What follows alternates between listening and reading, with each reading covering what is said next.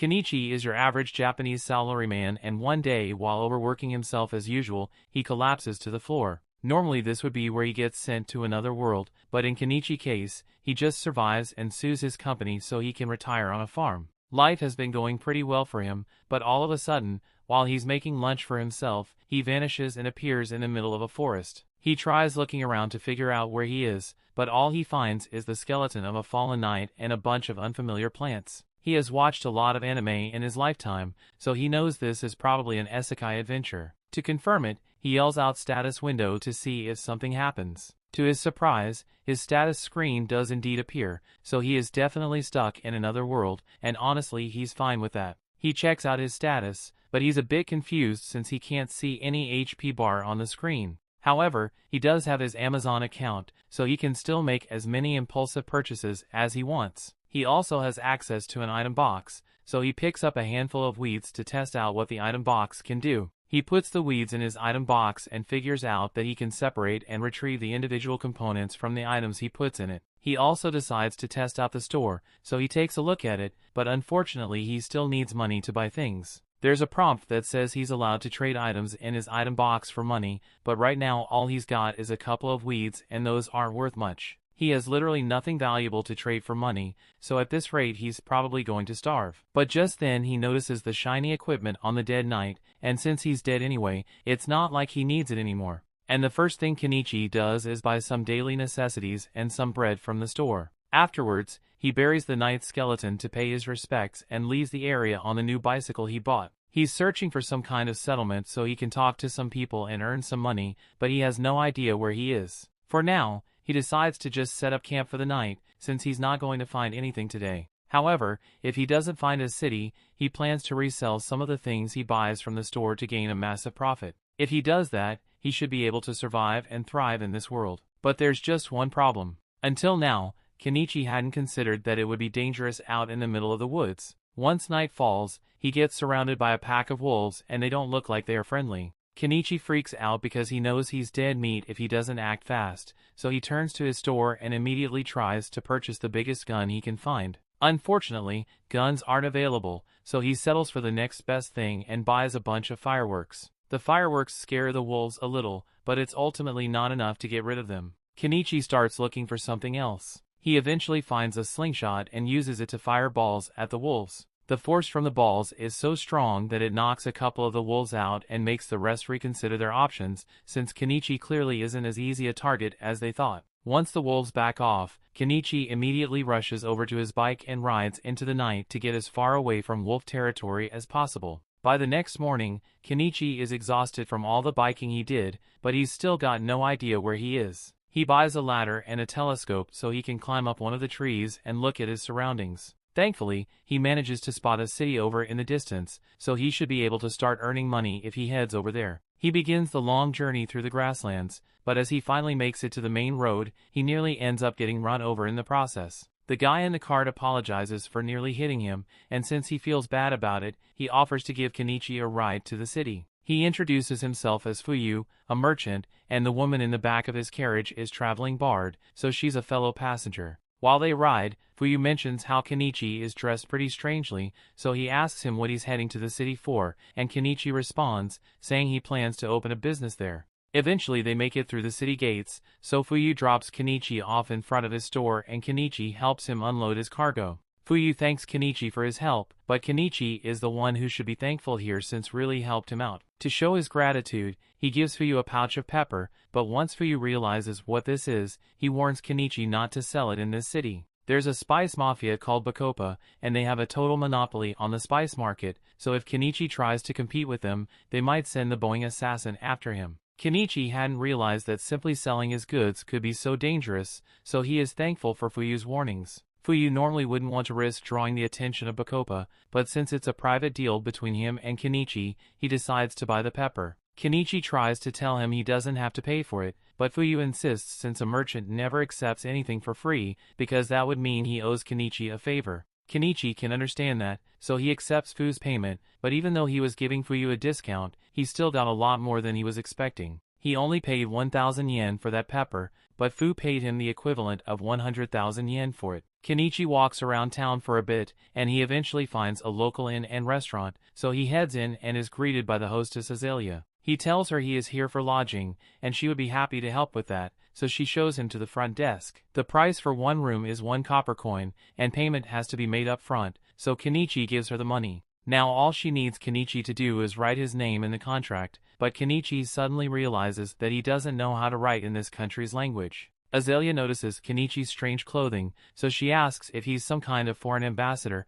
but Kenichi tells her that he's just in town because he wants to start up his own business. Azalea is supportive, but she doesn't think Kenichi will be accepted by the Merchant Guild since they require their members to be able to read, write, and do math, and he apparently can't. Kenichi is perfectly literate, but he just doesn't understand the language of this country, and as for math, he's pretty good at it, so that shouldn't be a problem. Azalea doesn't believe Kenichi really knows how to do math, so she asks him a basic multiplication problem to test him, and Kenichi answers instantly, basically making him a math genius in this world. Moving on, Azalea helps him write his name down on the contract, and since Kenichi needs to learn to read and write, he asks her if she would be willing to teach him this country's language. He offers to give her some candy in exchange for the language lessons, and as she hears candy, she's totally on board. It's basically impossible to get sweets in the kingdom of Caddon since only nobles ever get to buy things like this. In fact, if the nobles found out that she has such wonderful sweets, they would probably try to take them away from her,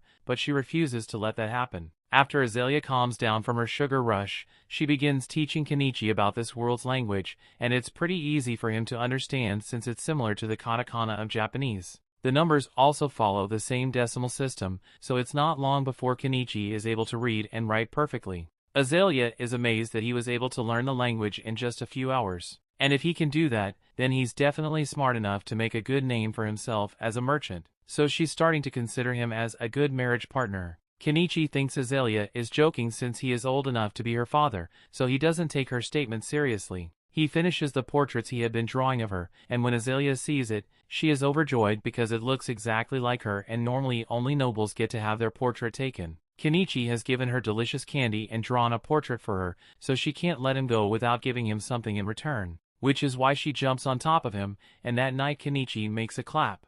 The next morning, Kenichi arrives at the Merchant Guild and meets with one of the representatives because he wants to register with them. The representative gives him some paperwork to fill out, and once he's done with that, all he has to do is pay the registration fee and he will officially be a member of the Merchant Guild. The registration fee is 1 silver, but that's like 50,000 yen, so he can't afford to pay it all at once and asks to pay in installments instead. Thankfully, the guild allows partial payments, so Kenichi is now an official member of the Merchants Guild. The receptionist hands him an ID stick and tells him to have it visible whenever he is conducting business because it serves as proof that he is part of the Merchant Guild. Now that he is registered, Kenichi decides to take a walk around the market to figure out how much things cost around here, and overall, all manufactured goods are way more expensive than they would be if he bought them from his store. The only things that are reasonably priced are foods, so while Kenichi is there, he buys a bag of fruit from a vendor. The next day, Kenichi is working on creating a stand so he can sell his goods out in town, and Azalea is impressed by how easy it was for him to make it.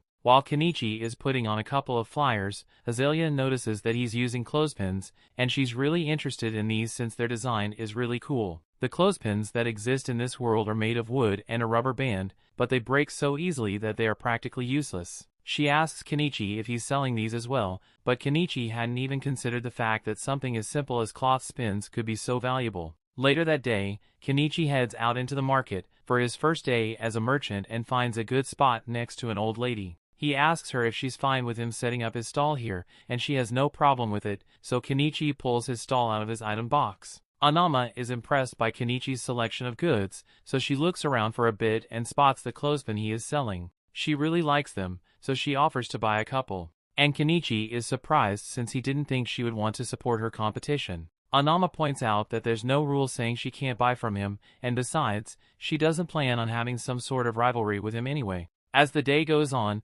Kenichi's stall begins attracting customers, so his goods are being sold fast. Specifically, the clothespins have become quite popular for their reliability, so Kenichi could probably make a living off selling those alone. However, he knows other people will eventually create similar clothespins, so he can't rely on them forever. Just then, a man comes over to Kenichi's stall, and from the fact that he has a sword on his hip and really nice clothes, Kenichi can tell that the guy must be a noble. The man says he wants to have a look at Kenichi's knife, so Kenichi lets him test it out. After the man is satisfied with the sharpness tests, he asks for the price. Kenichi tells him the knife costs 2 silver, and that's pretty expensive, but the man can understand why since this knife is excellently made. He would love to buy it, but he needs a blade that's slightly longer, so Kenichi checks his shop to see if there's anything bigger available, and eventually he manages to find a katana. The man absolutely loves the katana, but Kenichi tells him the price is 1 gold coin, and that's really expensive, so the man isn't sure if he should buy it or not.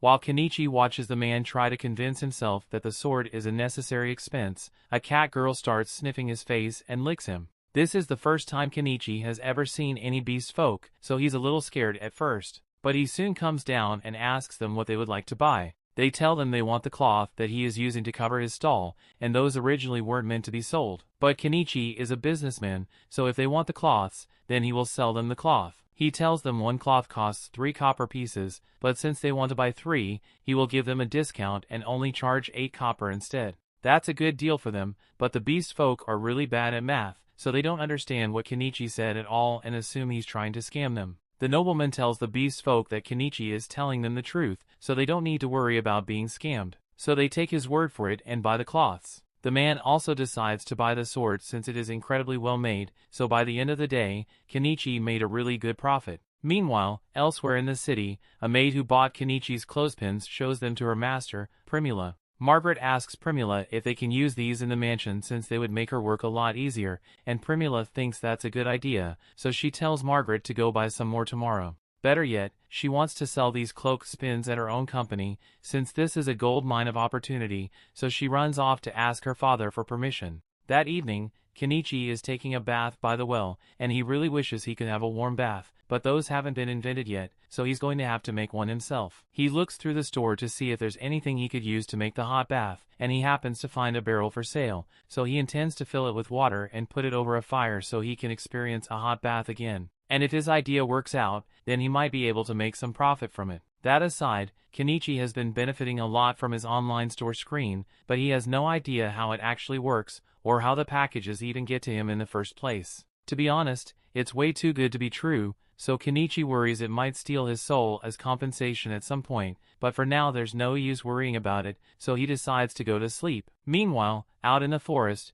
there's a little girl named Anemone, and she's currently on the run. The story continues. We see next day, as Kenichi is setting up his store, he decides to update his inventory a little, so he puts some jewelry up for sale. These aren't valuable gems by any means, but they look pretty, so he should be able to make a decent profit off them. Just then, the maid from yesterday, Margaret, shows up and says she is here to buy some more clothes pins from Kenichi. He asks her how many she wants to buy, and he's surprised to hear that she wants 100, but she has the money for it, so he finalizes the sale. While he is packing up the pins for her, Margaret notices some of the jewels he set out and asks if they are made of real diamonds. Kenichi tells her the jewels are all made from polished glass, but even so, they look really nice, so Margaret asks him to set one aside, so she can come back and buy it later. Business goes on as usual for the rest of the day, but just as Kenichi is about to close up shop for the day, the beast folk from yesterday come back to his shop. They look pretty serious, so Kenichi is worried that they might be here to beat him up. But then Miley gets up close to his face,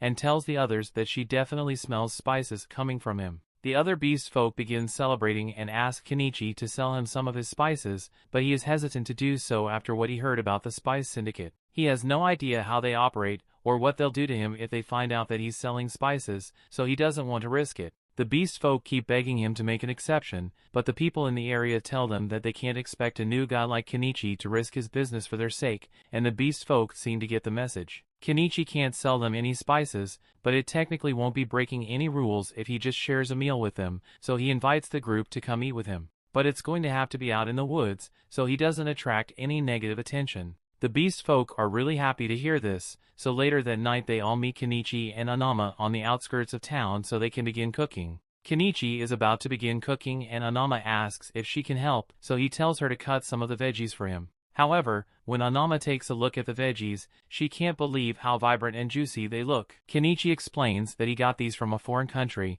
and he can guarantee that these taste really good. While Kenichi and Anama are working on the veggies, Miley and the other beast folk are busy in the river trying to catch some fish, and soon enough they manage to get a decent amount. Now that all the ingredients are ready, Kenichi begins prepping the fish with the spices and throws everything in a pot to cook for a while, eventually resulting in a meal that the beast folk absolutely love. They'd never tasted anything like this before, so they are really thankful for the meal, but all this good food is making them crave alcohol really bad. Anama tells them to show some restraint since alcohol is really expensive, but Kenichi sees no harm in giving them a little to drink, so he pulls out a bottle of cheap booze and pours them a couple of glasses. But in exchange, he wants them to swear that they'll never tell a soul about the meal he made for them. Anama warns Kenichi that he's being a little too generous, but he doesn't see anything wrong with letting the beast folk enjoy themselves, especially since they seem to be good people. That night, they drink together, bathe together, and eventually fall asleep under the stars, and Miley seems to really like Kenichi now.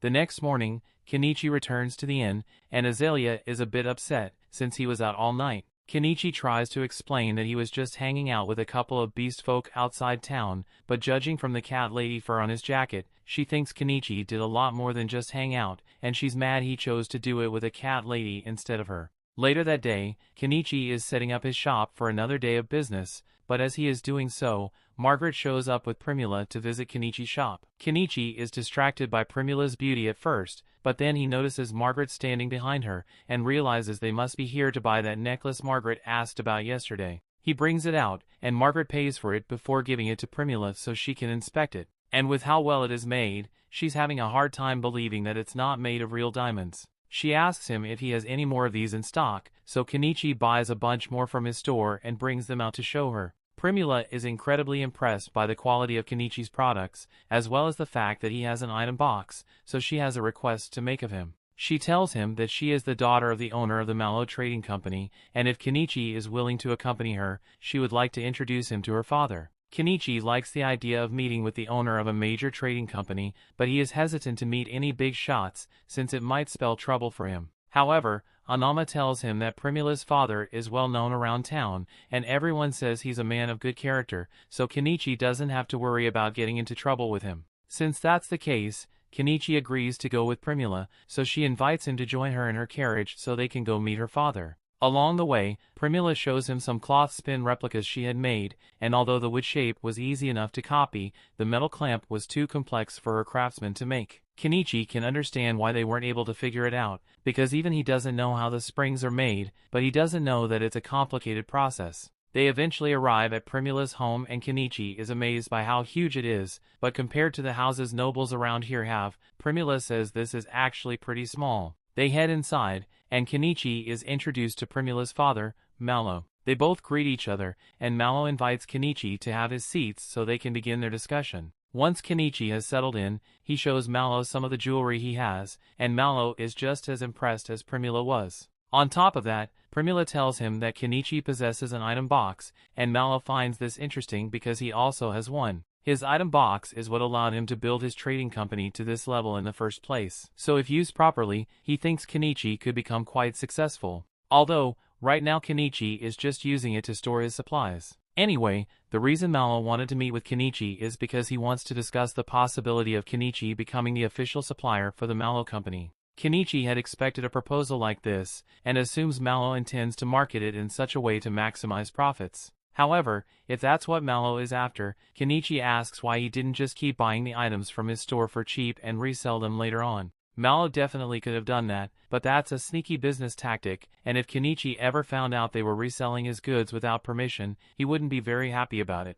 Also, having a direct conversation with Kenichi like this gives Mallow an edge over his competitors who would eventually approach him as well. With that being said, Mallows would like to begin their partnership negotiations and offers to pay Kenichi 50% of the retail price for his goods. Kenichi could have for a better deal, but he's honestly okay with this since he's already making a ridiculous amount of profit from his online store, so he accepts Mallow's offer and the two shake hands on it. He officially signs the supply contract, and the first few items he supplies Mallow with earn him over 1,000,000 yen worth of coins. However, when Primula sees all the beautiful jewels Kenichi has in stock, she falls in love with them and asks her father if she can just buy these ones from Kenichi for herself. Mallow sees no problem with that, so Primula offers to pay him 10 gold coins for them, which is equivalent to 2 million yen. So for the first time since he got here, Kenichi has an 8-figure bank balance. Since he's doing so well for himself, he decides to finally begin setting things up for his quiet life and buys a home from his store. The next day,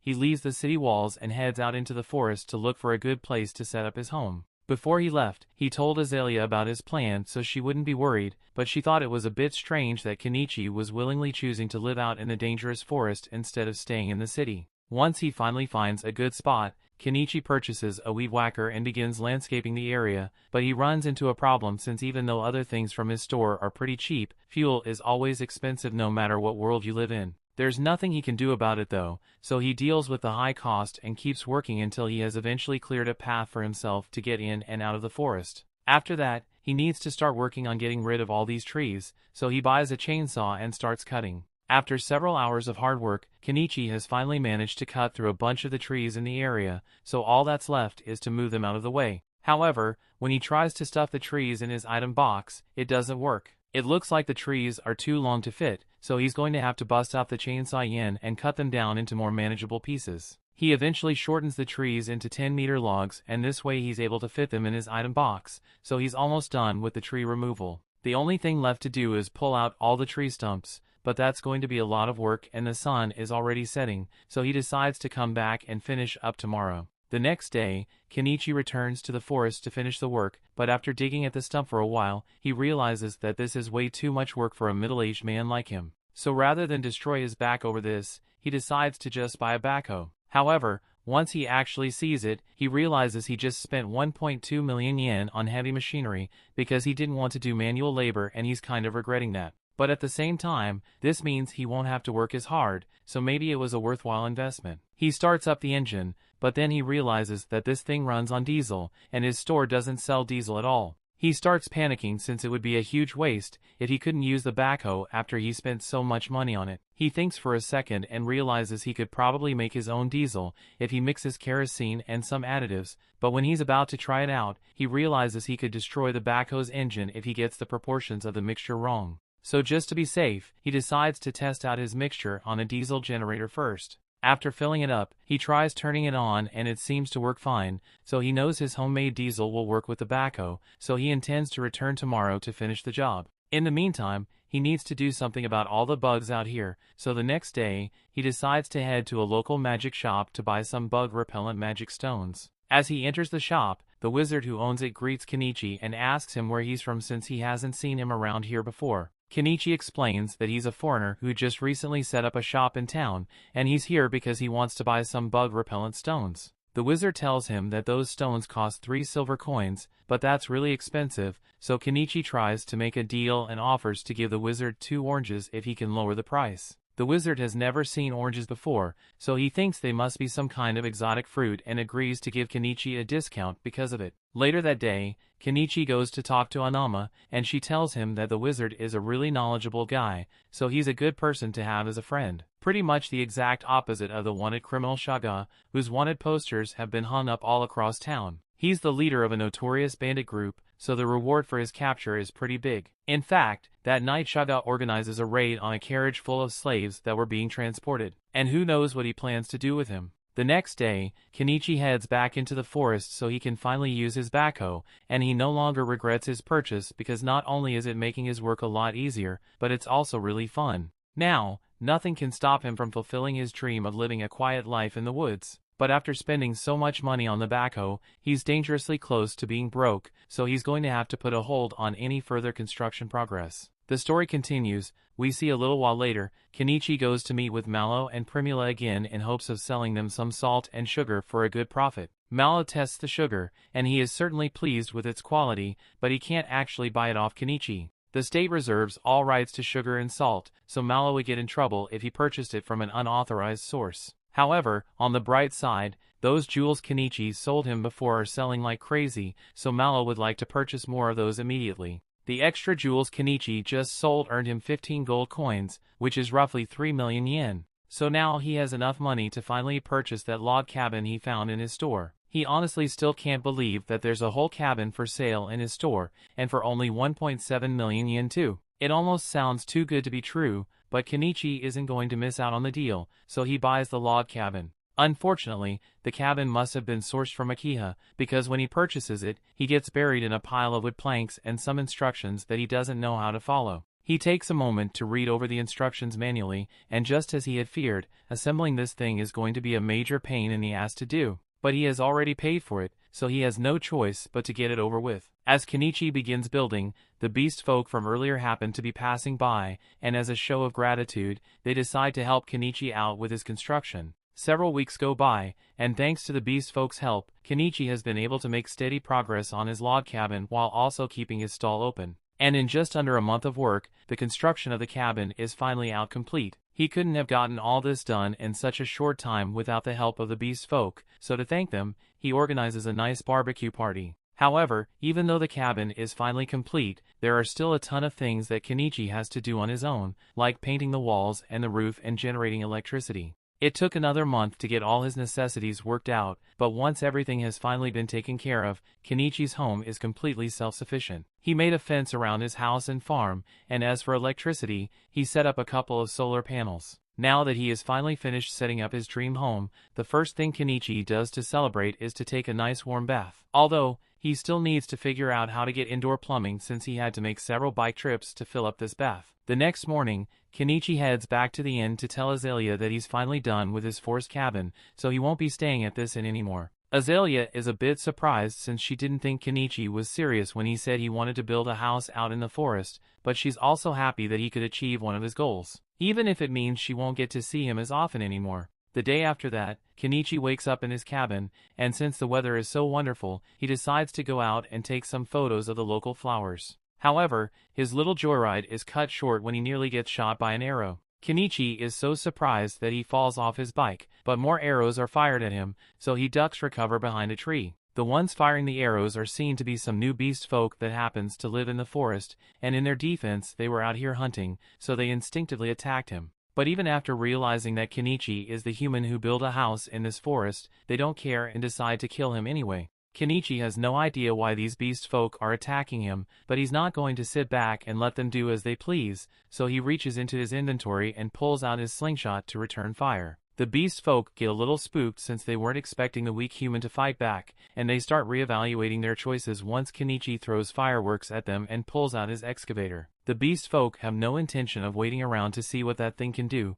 so they all run away, and Kenichi is left wondering what that was all about, but just then he notices a wounded animal crying out in pain at the base of the tree. It has been shot in the leg and probably won't last much longer unless Kenichi does something quickly. He approaches the cat, but the cat doesn't trust him, so it snarls as he gets close. Kenichi doesn't want to get bitten, so he spends a little money buying some cushion armor in case the cat tries to bite him. But as he goes to remove the arrow, the cat hardly fights back, so it must be out of stamina. This makes it a lot easier to treat the cat's wounds, so he buys a bottle of alcohol to disinfect the wound, and then applies some antibiotic cream. The cat's wounds have been taken care of, but there's still no guarantee that it'll survive out in the open like this, so Kenichi decides to take it back to his house. He sets up a blanket for the cat to rest on, but it still hasn't moved muscles since he treated it, so he's starting to worry. He hasn't seen any vets since he came to this town, but there might be some kind of healing magic he can use, so he goes to ask the wizard about it. The wizard listens to Kenichi's story and realizes he must have found a bobcat,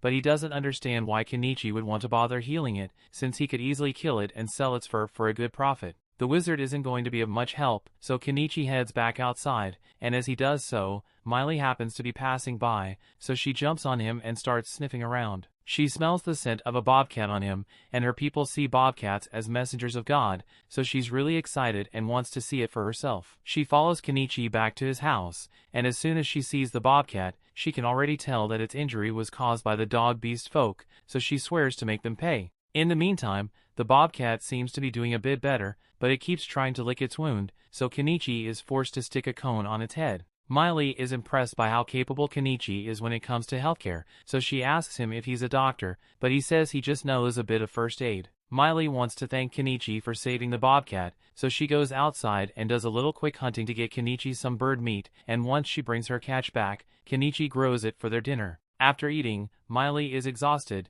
so she asks Kenichi to let her stay here for the night. Kenichi asks her if it's alright for her to just ditch her work and spend the night here, but she is more worried about the bobcat than she's about work right now. Kenichi agrees to let her stay the night, but he only has one bed, so Miley suggests that the two of them sleep together, and Miley ends up on top of Kenichi's later that night. Several days later, the cat seems to be doing a lot better, so Kenichi decides to start working on his farm, but even though he can buy the seedlings and tools for his farm, he still has to think about his water situation, because having to run down to the river every time he wants to water his crops would be a major pain to deal with. The first thing that comes to mind is for him to construct a well with a pump, but that'll have to be a job for tomorrow because he's too tired to do it today. He goes to bed, and the next morning he wakes up to the feeling of the bobcat jumping on his stomach. As much as that hurt, he's happy to see that the bobcat is so full of energy, so he takes off his cone and releases it back into the wild to live its life. Now back to that well matter, Kenichi decides to take a few days off from running his stall so he can get to work on it. He drills a hole in the ground and installs an electric pump so he now has access to fresh water whenever he needs it.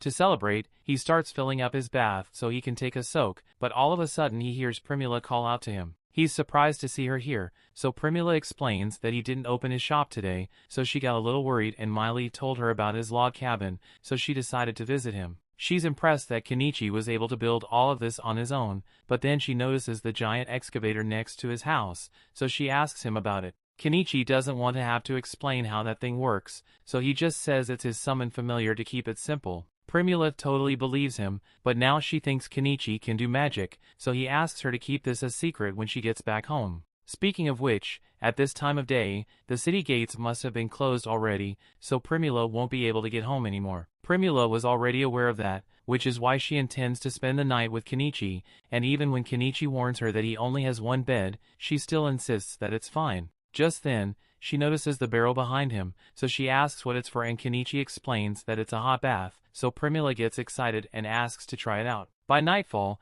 Kenichi has warmed up the bath, so Primula gets in, and she absolutely loves the warm feeling. But the fact that she's in the middle of the woods makes her feel a little uneasy, so she starts calling for Kenichi. Kenichi tells her he's sitting right on the other side of the wall, but Primula says she would feel better if she could see him face to face. After she's done with her bath, Kenichi gives her a bathrobe to change into, and she's in love with how warm it feels, so she asks Kenichi if he can sell it to her. Kenichi tells her it's not for sale, but she keeps pleading with him, so he ends up agreeing to sell her a couple of bathrobes. Kenichi then gives her a nightgown to change into for bed, and Primula can hardly believe the variety of wonderful products Kenichi has on hand, so she's sure he will become the greatest merchant in the kingdom if he tried. However, Kenichi isn't interested in such a goal since it would cause a lot of trouble for him if he caught the attention of the nobles in the area. All he wants is to live a quiet life and earn enough money to be comfortable, so Primula promises him that she will do whatever she can to help him maintain his quiet life. A little while later,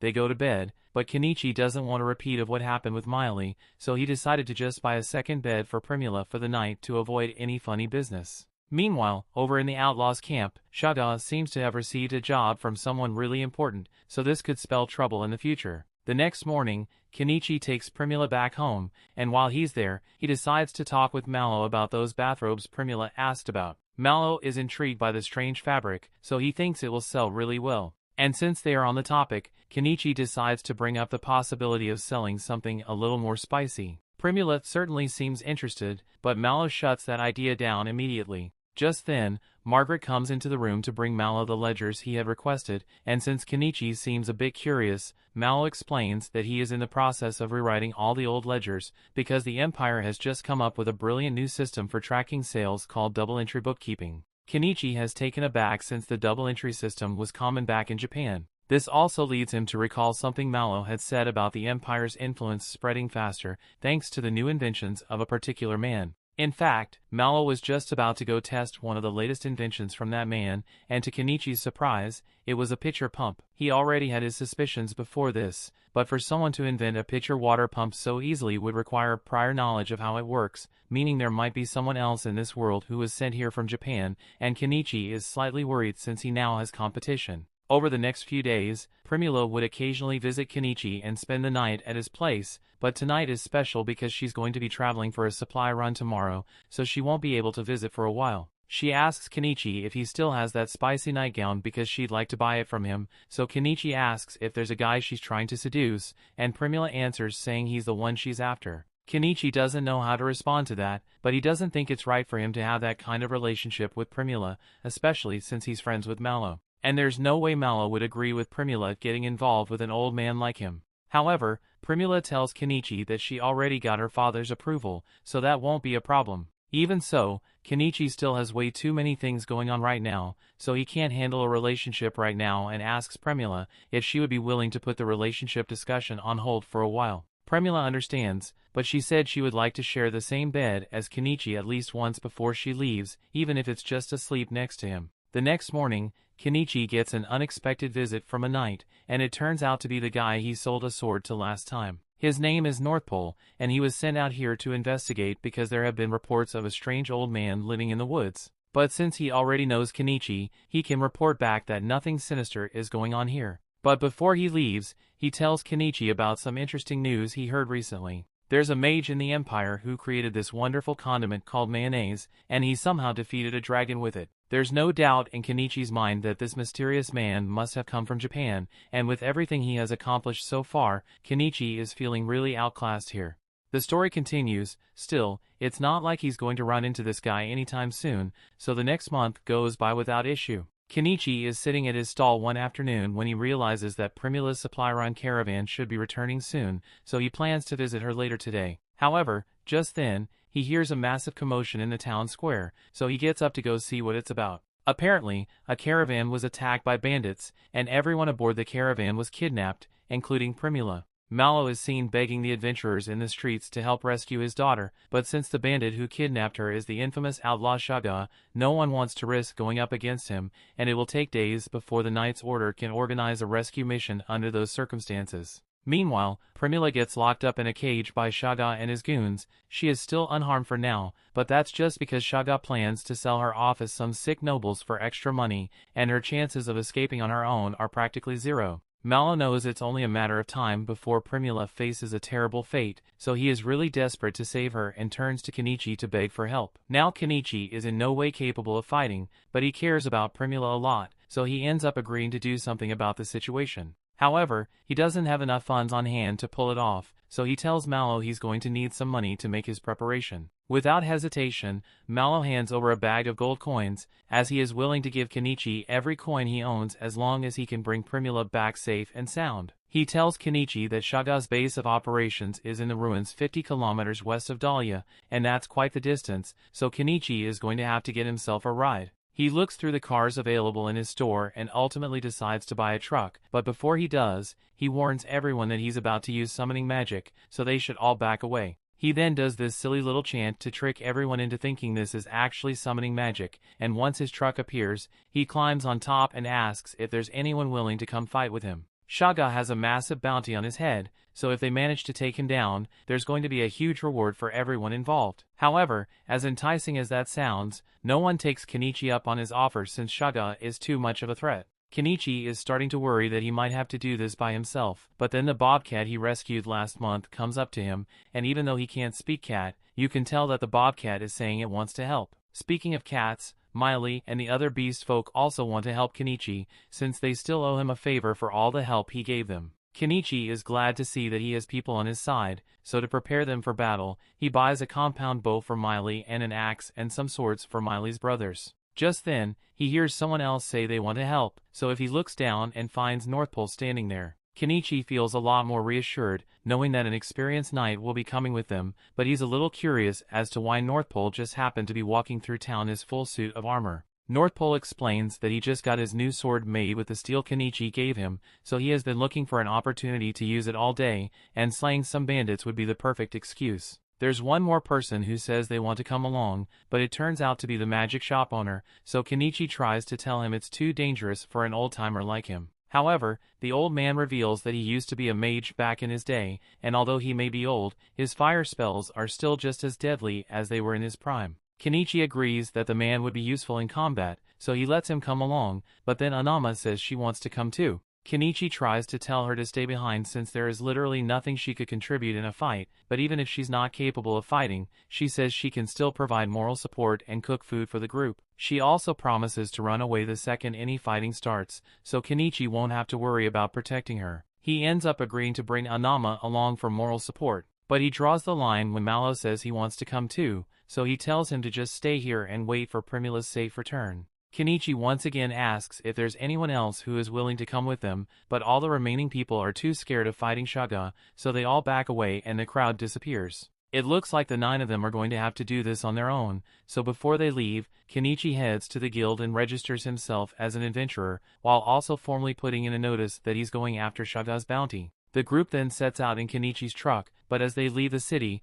all the people who were too scared to fight begin mocking him because they think Kenichi is just going to run off the money Malo gave him. Meanwhile, in the ruins, Primula's cell is opened, so the girl Shaga captured as a slave can bring her some food. However, Primula notices that the girl is starving, so she offers to let her have the bread instead. The girl is grateful for Primula's kindness and begins eating right away, and while she eats, Primula asks her a couple of questions. She finds out that the girl is being held captive here as well, so she asks if she wants to escape with her. The girl would love to get out of here, but she doesn't think it's possible given their current circumstances. However, Primula is sure that it's only a matter of time before help comes for them. After getting close to the base, Kenichi and the others stop to take a break. Once they are done eating, Kenichi sits everyone down so they can begin their strategy meeting. Kenichi comes up with a basic plan of assault, and everyone thinks his plan is a good one, so they all get into position and Miley is sent out to do some recon. Kenichi is able to keep in touch with her by using some radios he bought.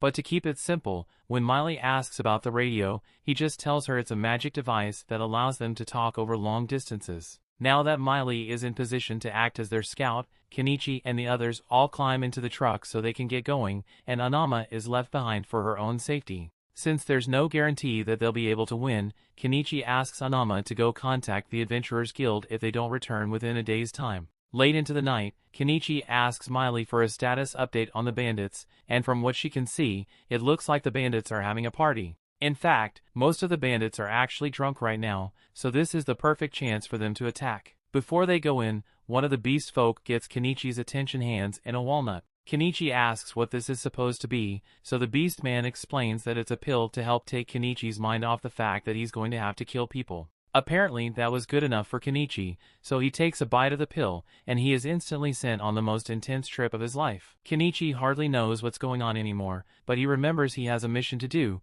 so he gets behind the wheel and starts driving like a maniac through the forest. Over in the bandits' camp, all the bandits are still busy having a good time. All of a sudden, as 2 of them spot the truck approaching, they are shot in the head by Miley. Next up, they have to get through the castle gate, so the old man climbs on top of the truck's roof and casts an explosion spell to blow a hole straight through. By this point, the entire bandit camp has been put on high alert, but it's already too late as Kenichi and the others have made it inside. Since the bandits were drinking so much before this, they are all drunk and have no armor on, so Miley and her brothers are able to make quick work of the first few that get within striking range. North Pole then gets out of the truck and he's really excited to stain his new sword with the blood of his enemies. Kenichi is so impressed by North Pole's strength that he gets distracted and a bandit tries to use the opportunity to stab him in the back. But luckily, the Bobcat steps in to save him just in time. More bandits begin emerging from the ruins, so Kenichi decides to pull out the big guns and summons his backhoe to squish them. The beast folk keep doing their best to take out as many bandits as possible,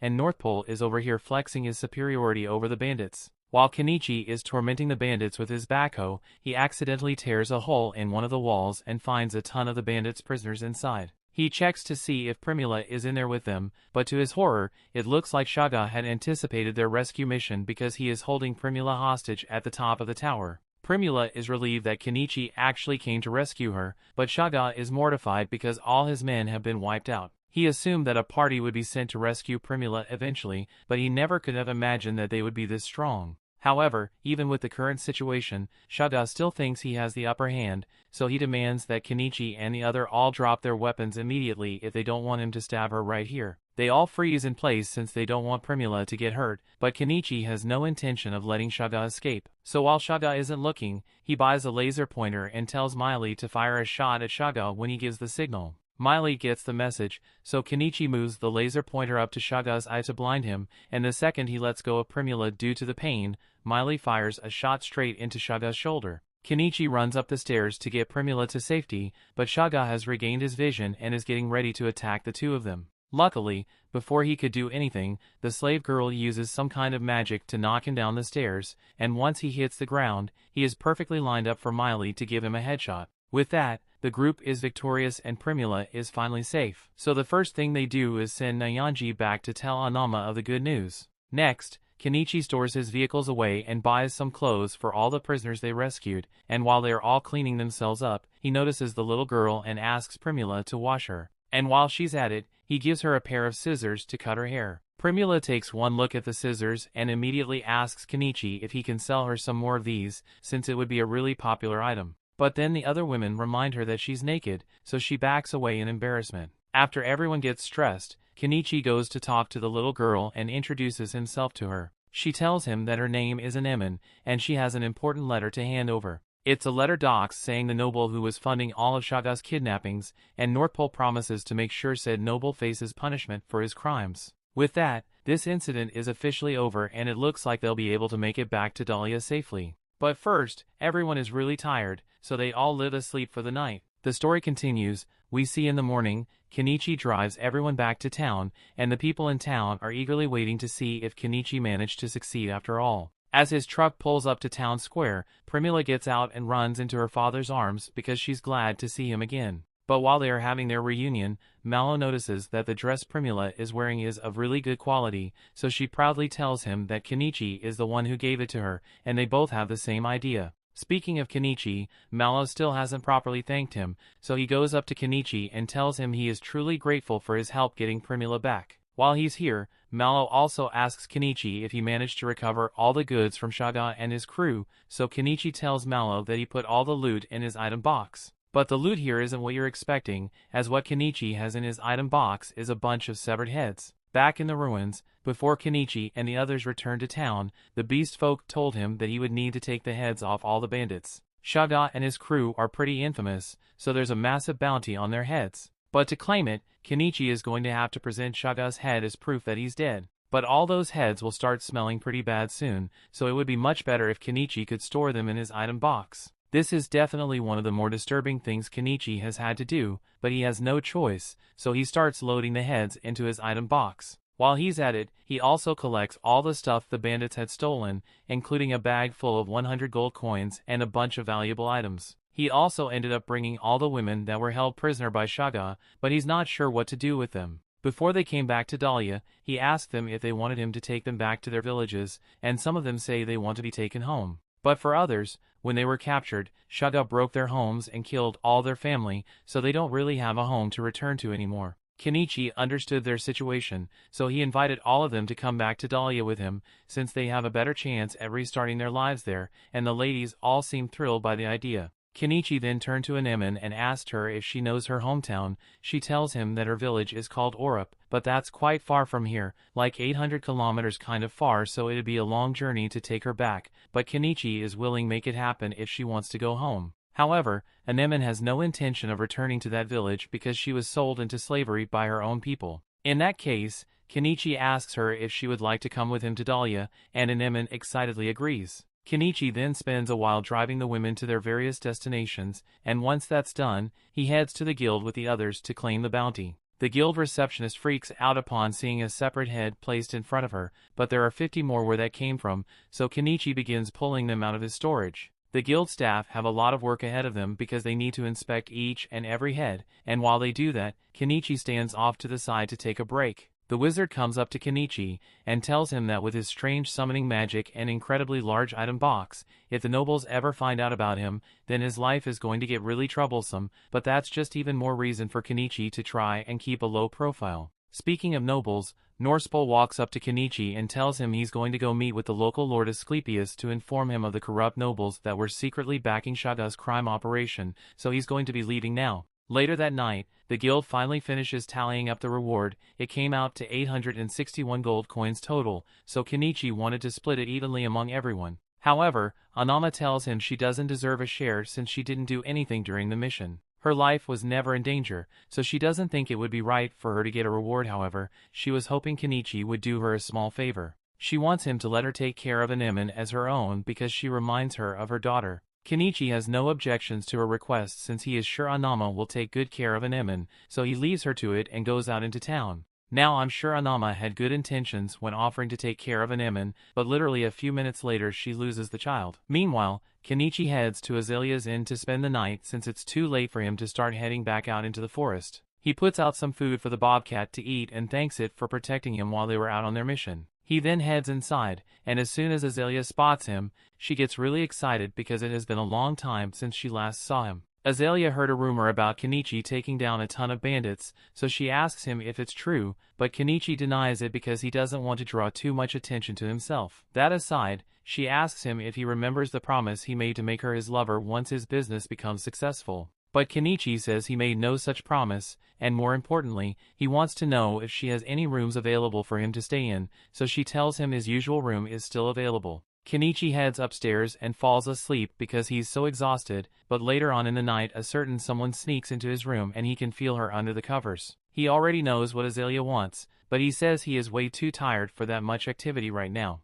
Even so, Azalea persists and she doesn't get to see Kenichi often, so she gets on top of him and they're about to begin, but then the two notices a child watching them. That pretty much killed the move, so in the end Azalea went back to her room and Anemone ended up spending the night in Kenichi's room. Kenichi figured that Anama would be really worried about Anemone, so he went to her shop to see if she was there, but he couldn't find her, so he decided to just finish up the rest of his errands for the day. He still has a lot of loot from Shaga's camp, so first he heads to the weapons store to sell the swords and shields he got. He then sold the rest of the valuables to Mala's company for 35 gold and took the furniture to the old man's shop for 22 gold. Since the loot is going to be shared evenly, they all end up getting 12 gold from it, and now that that's done, Kenichi thinks it's finally time to head back to his house. Once they arrive, Anemone is amazed by how pretty the place looks, but to her surprise, she finds Anama waiting inside. Anama had been worried sick about Anemone, but she figured Kenichi would find her eventually and bring her to his house, so wait to hear for her. However, Anemone says she wants to live with Kenichi instead of Anama. Anama doesn't understand why she suddenly wants to stay with Kenichi, so she tries to convince Anemone that it would be better to live with her, but Anemone already made up her mind. Anama doesn't want to force her, so she just tells Anemone that she is always welcome to visit her whenever she wants. Anama then heads back to town, and Kenichi turns to return home with Anemone. While walking back, Kenichi asks Anemone why she wants to live with him in the first place, but there's no deep philosophical reason. Kenichi just gave her really tasty food so she likes him more, and then the two take a bath together and get into bed. This new situation is going to take some getting used to, but then again, it wouldn't be strange for him to have a daughter at Anemone's age. Kenichi eventually falls asleep, but as he rests, several cloaked men begin observing his house. Luckily, the suspicious people don't do anything for now, so life goes on as it normally would for Kenichi. 2 weeks go by, and thanks to Norspol's contributions to the battle against Shaga, he was granted the title of Baron, given some land, and rumor has it that he's currently looking for a wife. And in other news, Kenichi showed Malo and Primula a design for a bicycle a while back, but they laughed in his face because they thought it looked too dumb to be profitable. However, they later came to their senses and realized how good bicycles really are. They apologized to Kenichi for laughing at him earlier, and even offered to pay him 5 gold coins for the idea. Now, bicycles are fairly common in the country, and Kenichi is glad that his idea made such an impact, but he is still feeling a bit uneasy because he can't shake the feeling that someone is watching him. He ignores the feeling for now and heads to the guild so he can receive the final payout for the reward. And once he's got his money, he gives everyone their share. Even though Anama said she didn't want to cut, he still gives her a little money. Anama doesn't think she deserves it, but she says she'll accept his kindness, and in return she gives Anemone an apple. Everything seems to be going well, but Kenichi suddenly gets the feeling that he's being watched again, and this time he's sure he's not imagining things because he sees the person that's spying on him. This could be bad, so he takes Anemone's hand and tries to get out of the area, but he soon realizes he is being followed by more cloaked people. It's backed into a corner, so his only option is to run into the alleyway to get away. However, at the end of the alley, he finds himself blocked in by a carriage. The cloaked men catch up to him and say their boss wants to meet him alive, so if he cooperates with them, it won't have to hurt him. Kenichi doesn't have much of a choice here, so he pretends to comply with their orders, but just before they load him into the carriage, he pulls out some firecrackers from his inventory and throws them at the cloaked men and in the carriage. This provides enough of a distraction for him and Anemone to crawl under the carriage, and now that he has created some distance, he pulls out a crossbow and points it at the men. He threatens to shoot them if they don't leave him alone, and since the kidnappers don't have any long-range weapons of their own, they are forced to flee. Kenichi is relieved that he managed to get away, and a few moments later Malo shows up in his carriage because he heard the commotion. He offers to give Kenichi and Anemone a ride, and while riding together, Kenichi tells him all about what happened. He believes this must have been the work of a noble that is part of the anti-monarchy faction, and he suggests that Kenichi go to meet with the local Lord Asclepius so he can get some protection. Kenichi agrees that it may be a good idea, but he doesn't want to risk it since Asclepius might ask him to start paying taxes, and he hates taxes, so he decides it might be better to just leave the city altogether. After returning home, Malo tells Primula about Kenichi's decision to leave town, and Primula is upset because they haven't even gotten to properly thank Kenichi for everything he did for them. The bicycles were such a popular item that the local lord granted them a family name because of it, and as such they owe Kenichi a great debt, so they can't let him leave until that debt has been repaid. That is why Primula has decided that she will leave town with him and spend as much time with Kenichi as possible. She already tried to gain his affection once before, and he rejected her. But when she was kidnapped, Kenichi didn't think twice about risking his life to save her, so Primula is sure that he must care about her deeply. And if that's true,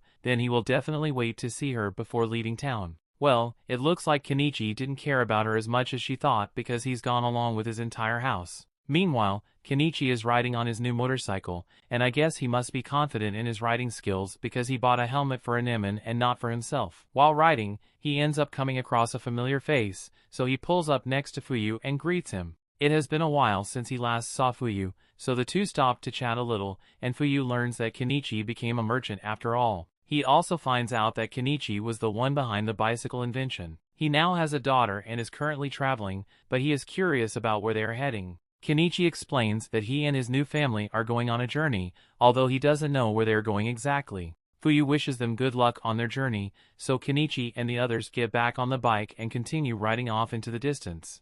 The story continues. We see Kenichi and Anemone have been traveling for a long time at this point, so they are roughly 100 kilometers away from Dahlia, but they are only 6 kilometers away from the next town, Astrantia. In the meantime, he's been camping out with Anemone and making all sorts of tasty meals, so this is pretty close to the slow life he has always wanted. However, since he has Anemone with him for her sake, he wants to find a place to settle down soon. To help him locate the next town, Kenichi buys a drone and flies it into the air to scout out the area. He finds out that this river leads down to a lake, and Astrantia must be on the other side, so he takes Anemone and the bobcat and starts riding downstream. They eventually arrive at this spot with a really nice view of the lake, so Kenichi lets Anemone and the bobcat play in the water a little, and since this area looks so good, he decides to set up his new house here. After clearing out a bunch of the vegetation, Kenichi pulls his house out of his item box. While he's setting things up, he realizes that he never gave the bobcat a name, so he spends a few minutes thinking about what he should call it,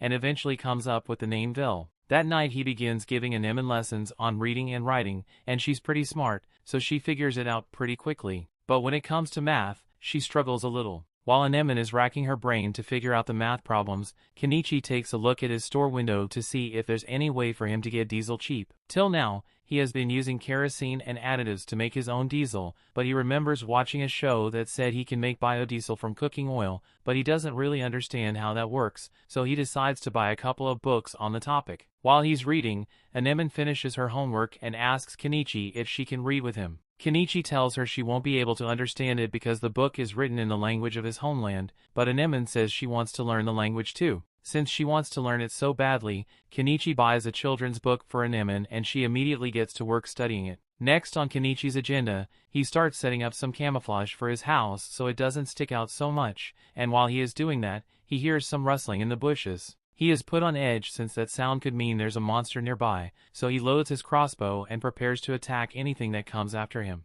But to his surprise, the source of the noise turns out to be Miley. She was devastated when Kenichi disappeared without telling her, so she worked hard to track his scent and followed him all the way here. And now that she's here, she has nowhere else to go, so she says she will be living with Kenichi from now on. Kenichi doesn't really mind, and Anemone seems to get along great with Miley, so it is agreed that Miley will live with them. And while having dinner, Kenichi asks her if any interesting things have happened since he left Dahlia. Miley doesn't think much has happened, but she does recall hearing that Norsepol proposed to Primula, so they are going to get married soon. Kenichi is glad that Primula managed to move on and get engaged to a nice guy like Norsepol, but he can't attend the wedding since he's so far away now. Later that night, he gets in the bath with Anemone as usual, while Miley washes herself beside them, and once everyone has dried off, they head back inside. Anemone shows Miley the Japanese book Kenichi gave to her, and she really likes it because even though she can't read the words, the pictures make the book easy to understand. Hearing her say that gives Kenichi an idea.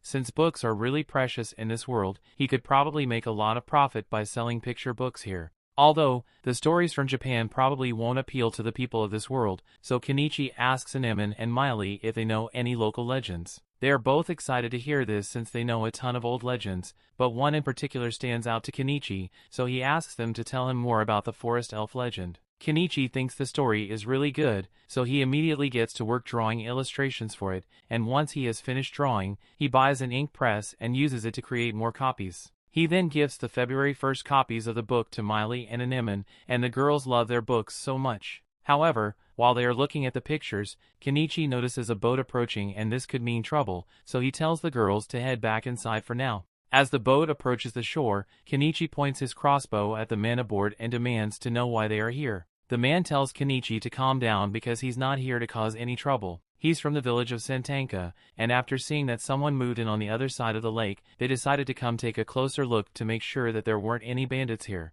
This gets Kenichi to calm down a little, so he lowers his crossbow and explains that he's a merchant that just moved in.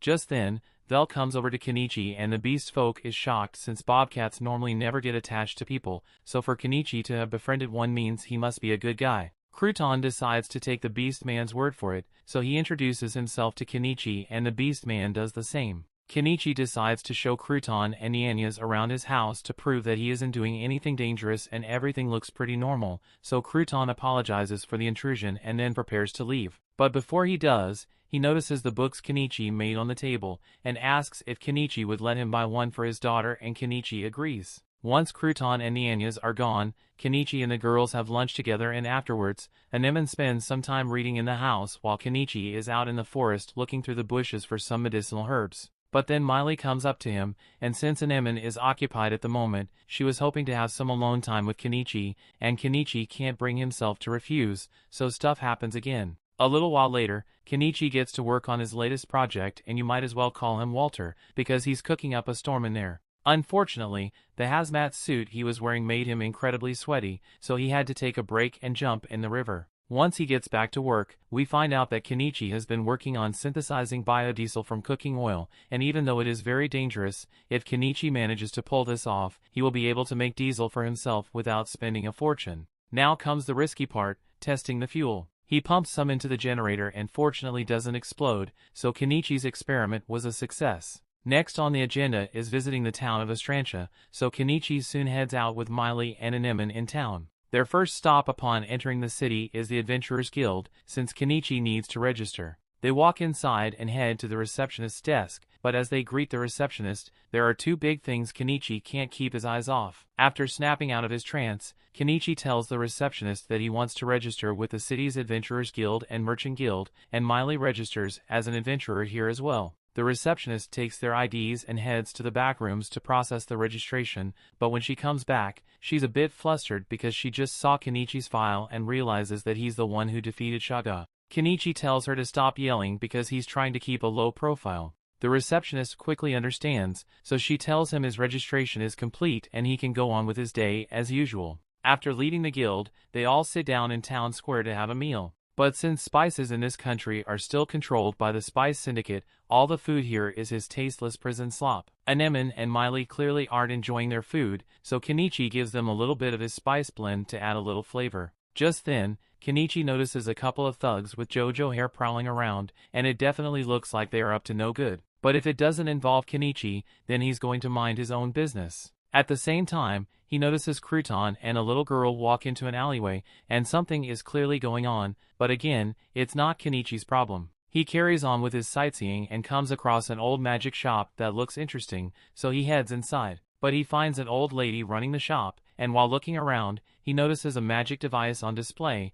so he asks her what it does. Granny is more than happy to demonstrate its function, so she pours some water into one compartment and a lot of wine into the other. And as a result, all the water is separated out of the wine. The first thing that comes to Kenichi's mind after seeing this is that he can use it to produce his diesel without having to shave years off his life from chemical inhalation. He tells Granny he wants to buy the magic device, and she's shocked because no one ever actually offers to buy anything here. But Kenichi is a paying customer, so how could she refuse? It looks like Anemone also found something she likes because she shows Kenichi a book she picked up. Granny explains that the book is a grimoire, and as soon as Kenichi hears that, he says he wants to buy the book as well. He can't guarantee that you will be able to use it, since you need a certain level of magic power to actually use magic. After purchasing the book, he immediately wants to start reading it with Anemone, but Granny stops them because grimoires need to be registered before customer is allowed to take, so Kenichi will have to come back for it in a week. Kenichi is fine with waiting, so he and the others leave to continue looking around town.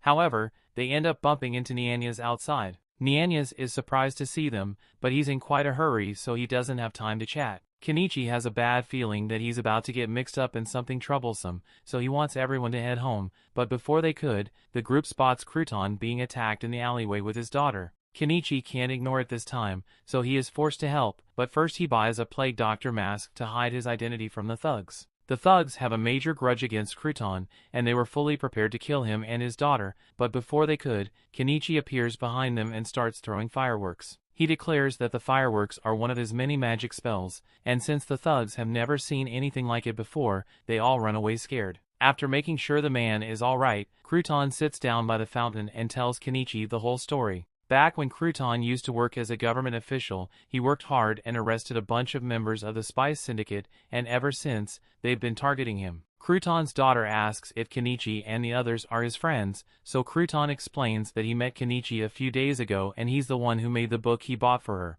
Mary gets excited after hearing that her favorite book was made by Kenichi, so she starts thanking him for it. But Anemone gets a little jealous, so she mentions that she helped make the book as well, so Mary thanks her as well and asks if they can make a book together sometime, and Anemone says she would love to. Kenichi is glad to see that Anemone finally has a friend the same age as her, and a few days later, Crouton and his wife brought Mary to visit Kenichi and Anemone. This is the first time they had guests, so Kenichi prepared a meal for all of them to enjoy, and from there it became a daily thing for all of them to hang out with each other while Mary and Anemone played together. However, one day Mary didn't show up like she usually does. Instead, a desperate Crouton came begging Kenichi for his help. He tells Kenichi that Mary got sick with one of this nation's diseases, and most children who contracted don't even survive one night, so he needs to do something to help her soon. He is willing to pay every coin he owns if it means Mary will survive, but he can't afford to hire a mage to cast healing magic on her, so Kenichi is his only hope. Kenichi isn't going to just stand by while Anemone's friend is suffering,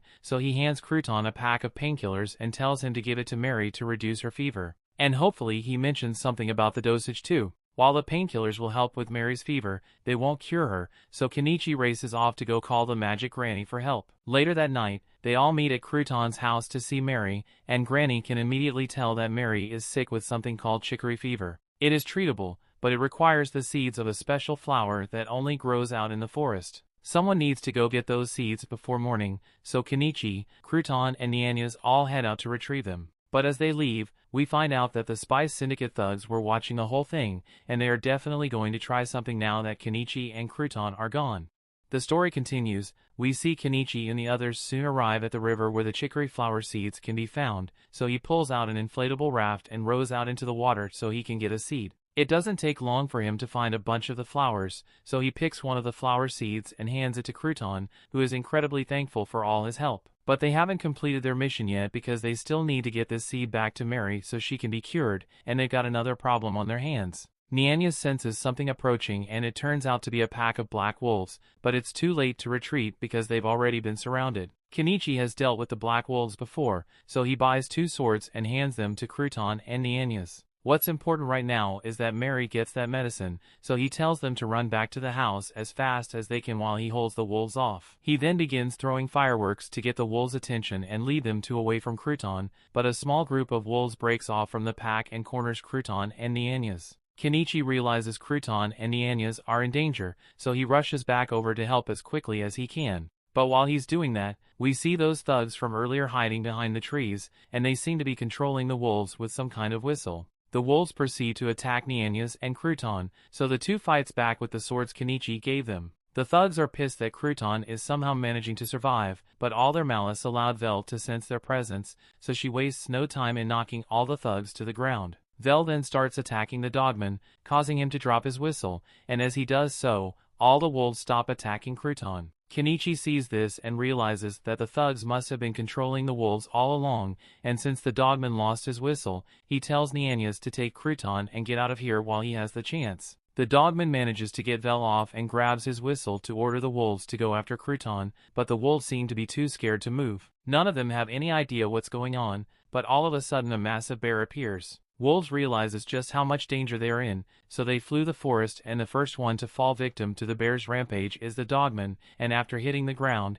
he definitely looks dead. The bear then switches its target and goes after Kenichi instead, but Vel stands in its way and then proceeds to scratch up the bear's face. Kenichi thanks Vel for the help and then pulls out more fireworks to try and scare off the bear. This is 10 times the usual amount, so Kenichi is sure it will get the beast off his tracks. But to his surprise, the bear actually eats the fireworks, resulting in a massive explosion inside its mouth. While the bear is still stunned from all the fireworks, Kenichi takes the opportunity to bring down this heavy machinery and whack the bear in the face to finish it off. Now that the bear is dead, Kenichi stores his body in his inventory as well as his backhoe, and he's glad he made it out of that fight alive, but he still had to think about what to do with the unconscious dogman. A little while later, Kenichi returns to Crouton's house to see if Mary is doing better, and thanks to the medicine he got, she's going to make a full recovery, so Crouton and his wife are deeply grateful to Kenichi. Kenichi isn't the type to go around saving others, but he has to admit that helping out her made him feel pretty good about himself. Just then,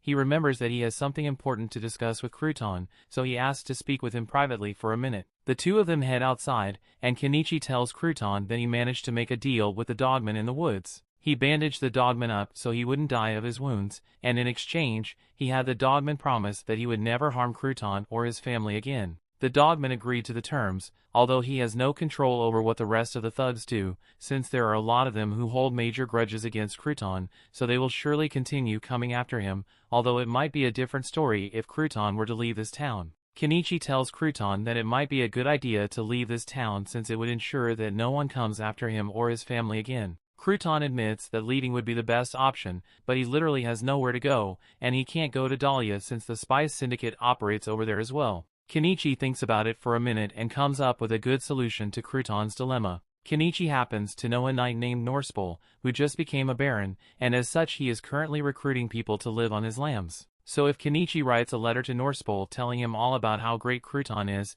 then he would be sure to let Crouton move in.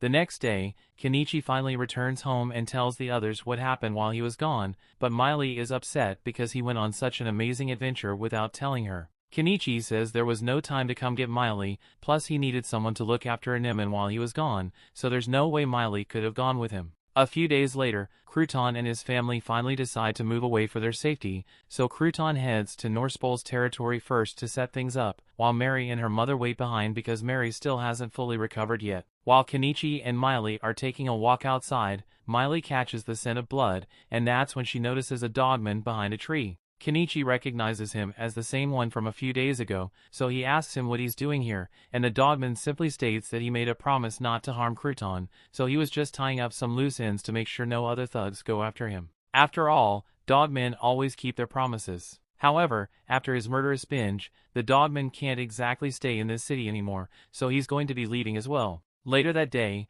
Kenichi heads into town to sell the bear he killed at the guild. The man in charge of dissection is amazed that Kenichi was able to defeat a tusk bear on his own, but Kenichi says he just got lucky. Anyway, he would like to keep the meat and the magic stone on the bear to himself, and he wants to sell the rest to the guild. The man says he understands, but with how big the bear is, it's going to take him a long time to finish dissecting it, so he asks Kenichi to come back in the evening. Kenichi is fine with waiting a little, and since it's still only midday, he decides to head home and finish up one of his projects. But as he walks past a shop, there's a familiar face inside and it seems like she's looking for someone important to her. Back at Kenichi's house, he finally gets around to using that artifact he bought to make his biodiesel, and after a lot of chemistry that would probably blow your house up if you tried it, Kenichi is finally able to create what he believes to be pure diesel for his engines. Now the only way to know for sure if it worked is to test out his generator, and when he turns it on, the generator doesn't explode, so his experiment was a success. With this method, he was able to make a liter of diesel for only 300 yen, as opposed to the 3,000 yen per liter he was spending before this, so that artifact was a great purchase. Now that that's done, Kenichi leaves out some food for Miley and Anemone because he is heading back into town to pick up a few things. First, he heads to the old woman's shop to see if his grimoire is finally ready, and thankfully she's done with all the registration procedures so Kenichi can have his grimoire. Kenichi takes a look at the book and he's surprised to see that it has a magic stone embedded in it, so the woman explains that the incantation recorded in the grimoire is linked to that magic stone, so without it, the spell won't activate. Kenichi doesn't really understand what she means, but he plans to figure out the whole magic thing later anyway. Next on his agenda, he heads to the Adventurers Guild to pick up his items, and when he arrives, everything is already packed up and ready to go, so he puts it in his storage. He then heads to the front desk to collect his payment for the parts he sold to the guild, but Kenichi could hardly focus on the money with those two melons dangling in front of him. He finally snaps out of it and collects his money before leaving the guild, but as he is walking down the street, he hits a strange feeling like someone is watching him. It turns out that Kenichi's feeling was spot on, because he was being watched by someone and it turns out to be Primula. He is shocked to see her and asks what she's doing all the way out here, but Primula asks him how he could have been so cruel as to leave without her. Kenichi tries to explain that the only reason he left Dahlia was because of the nobles trying to capture him, but Primula still thinks Kenichi should have at least said goodbye to her. Kenichi can tell that this outburst is causing quite a scene, so he asks Primula if they can continue this discussion somewhere more private. Primula takes him to the hotel she's staying at and begins yelling at Kenichi again for leaving without giving her a chance to repay him for all the things he has done for her. Kenichi doesn't really think he did that much, but Primula reminds him that he saved her life, so she owes him a huge debt of gratitude. Kenichi is starting to get a little uncomfortable, so he changes topics and mentions how he heard rumors about Primula getting married to Norspol. However, while there were certainly discussions about it, Primula ultimately turned down the engagement, but that's beside the point. Primula says she's not going home unless Kenichi agrees to go with her, but Kenichi has no intentions of leaving, so Primula says she will just stay here with him then. Kenichi can tell that she's not bluffing, so he doesn't have many options here, but still, he's surprised that she managed to find out that he was living in this city. Primula explains that after Kenichi left, she spent every day stalking the guild registry to see if Kenichi's name would pop up somewhere in another city. And sure enough, she found his name one day on an updated registry, so she immediately got on a carriage and headed straight here. And now that she has found him again, she gets straight to the point and asks Kenichi to give her the most devious backshots known to man tonight. Kenichi is taken aback, but he sees how serious Primula is, so he agrees and the two of them head up to her room. As soon as they get up to the room, Primula begins taking off all of her clothes because she can't wait any longer, and you know what happened from there. The next morning, Kenichi returns to his house with Primula, and at first Anemone and Miley were really excited to see him, but that excitement quickly faded when they saw Primula, and Primula gets upset because she thinks Kenichi left her behind but chose to bring Miley with him. Kenichi tells her that he didn't choose to bring Miley, Miley just tracked him down on her own. The only one he chose to bring with him was Anemone, but is Primula really going to let herself be jealous of a child? Kenichi makes a good point, so Primula calms down for now and Anemone makes Kenichi promise that he won't bring back any other women, and this gets Primula upset again because she thinks Kenichi has been bringing women home. Later that night, Kenichi gets a bath ready, but when it's time to get in, all the girls say they want to get in with him. He doesn't want to have to deal with this, so he decides to just buy a second barrel so there are two baths. Once everyone is done with their baths, Kenichi sets up a blow dryer and after everyone's dry, he sits down at the table to try out the grimoire. He reads the incantations for a fireball spell, but as he completes the spell, his fears are confirmed because nothing happened. This means he has no magic power and he just wasted a ton of money on a book he can't use. He starts thinking of ways to sell the grimoire so he can make some of his money back, but while he was distracted, Anemone picked it up and started reading it.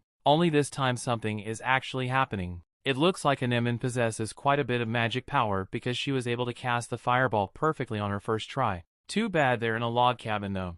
The story continues. We see Kenichi panics and immediately buys several fire extinguishers to put out the fire, and once that's done, he goes to check on Anemone. She starts apologizing for causing so much trouble, but Kenichi isn't worried about his scorched cabin. He's much more amazed that Anemone was able to use magic. But all of a sudden, Anemone passes out, so everyone gets worried. They carry her into bed, and thankfully, by the next morning, her fever had begun to settle down, so Kenichi gives her a can of peaches to help raise her blood sugar. Everyone else has some peaches as well, and Primula is surprised by how much sugar there is in this, since nobles have a complete monopoly on sugar in the country. Anemone was fine after a little bed rest, so a few days later, when Mary had finally recovered fully from the chicory fever, Kenichi invited her over for a barbecue. He still has a lot of wild boar meat on hand, so he figured this would be a good way to get rid of it, and sharing a hunt with close friends is the exact kind of quiet life activity he has been hoping for. Kenichi is proud that his cooking skills are appreciated, so he decides to blow everyone's mind with a new bear curry recipe he came up with.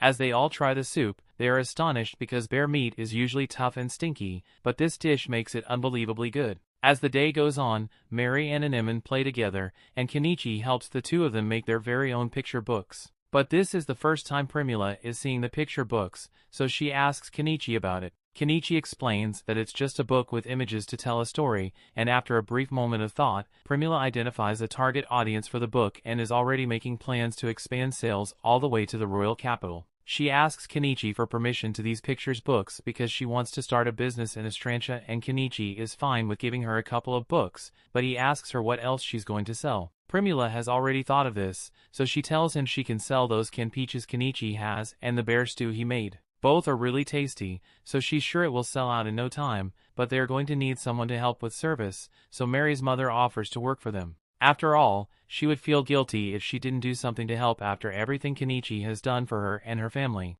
Besides, Primula is still new to Estrantia, so it would be good to have someone around who is familiar with the area. Mary also offers to help since she's old enough to start working now, and since everyone is going to be working at the new stall, Anemone doesn't want to be left out, so she says she'll work there too. The next day, Primula wants to get to work right away, so Kenichi takes her to the city gate and buys a food cart for her to use. As the day goes on, the food cart starts to pick up steam as customers begin filing in from all over the place. Unfortunately, with all the attention they were getting, they also ended up attracting a couple of scammers who put a bug in their bowl and then accused Primula of serving them bug-infested food. While all that was going on, Kenichi is busy doing some land surveying with his drone, and from the looks of it, the forest on top of that hill is completely untouched, so he is sure he will find a lot of medicinal herbs and forest veggies, but he wasn't expecting to find a ton of gemstones embedded in the rock. He's never seen gems of this color before, so he's not sure what they are, but he's convinced that they have to be valuable, so it looks like he's going to become a miner soon.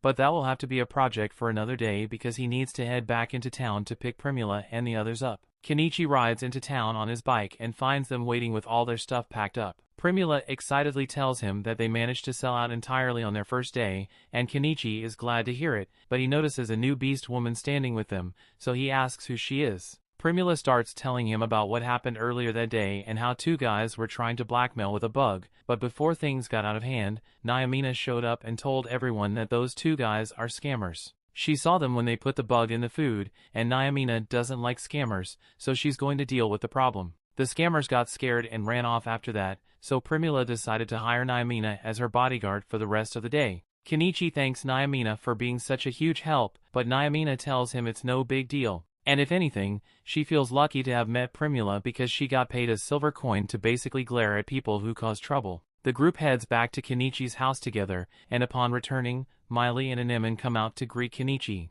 But Miley becomes hostile when she sees that Kenichi came home with a new woman. Kenichi explains that Naomina is just a bodyguard that Primula hired, and she's only here because Primula wanted to treat her to dinner. Miley is fine with it as long as Naomina doesn't become another competitor for Kenichi's affection, so they all head inside to have dinner. Naomina gets to try some of Kenichi's bear meat stew, and she's amazed that bear meat tastes so good. The only thing that would make this better is if she had some wine to go with the meal. And as luck would have it, Kenichi does have some wine, so he pours Naomina a glass and she practically melts in satisfaction. Kenichi asks her if she would like to take a bath once she's done eating, and Naomina perks up in excitement after hearing that she can have a hot bath. And since the baths are going to be used, Anemone offers to heat them up. They head outside and Anemone proceeds to cast her fireball spell to set the bath drum on fire and heat it up instantly. She then does it again for the second drum and everyone is impressed with how good she is at using magic now. They all then take their baths and dry off in front of Kenichi's blow dryer,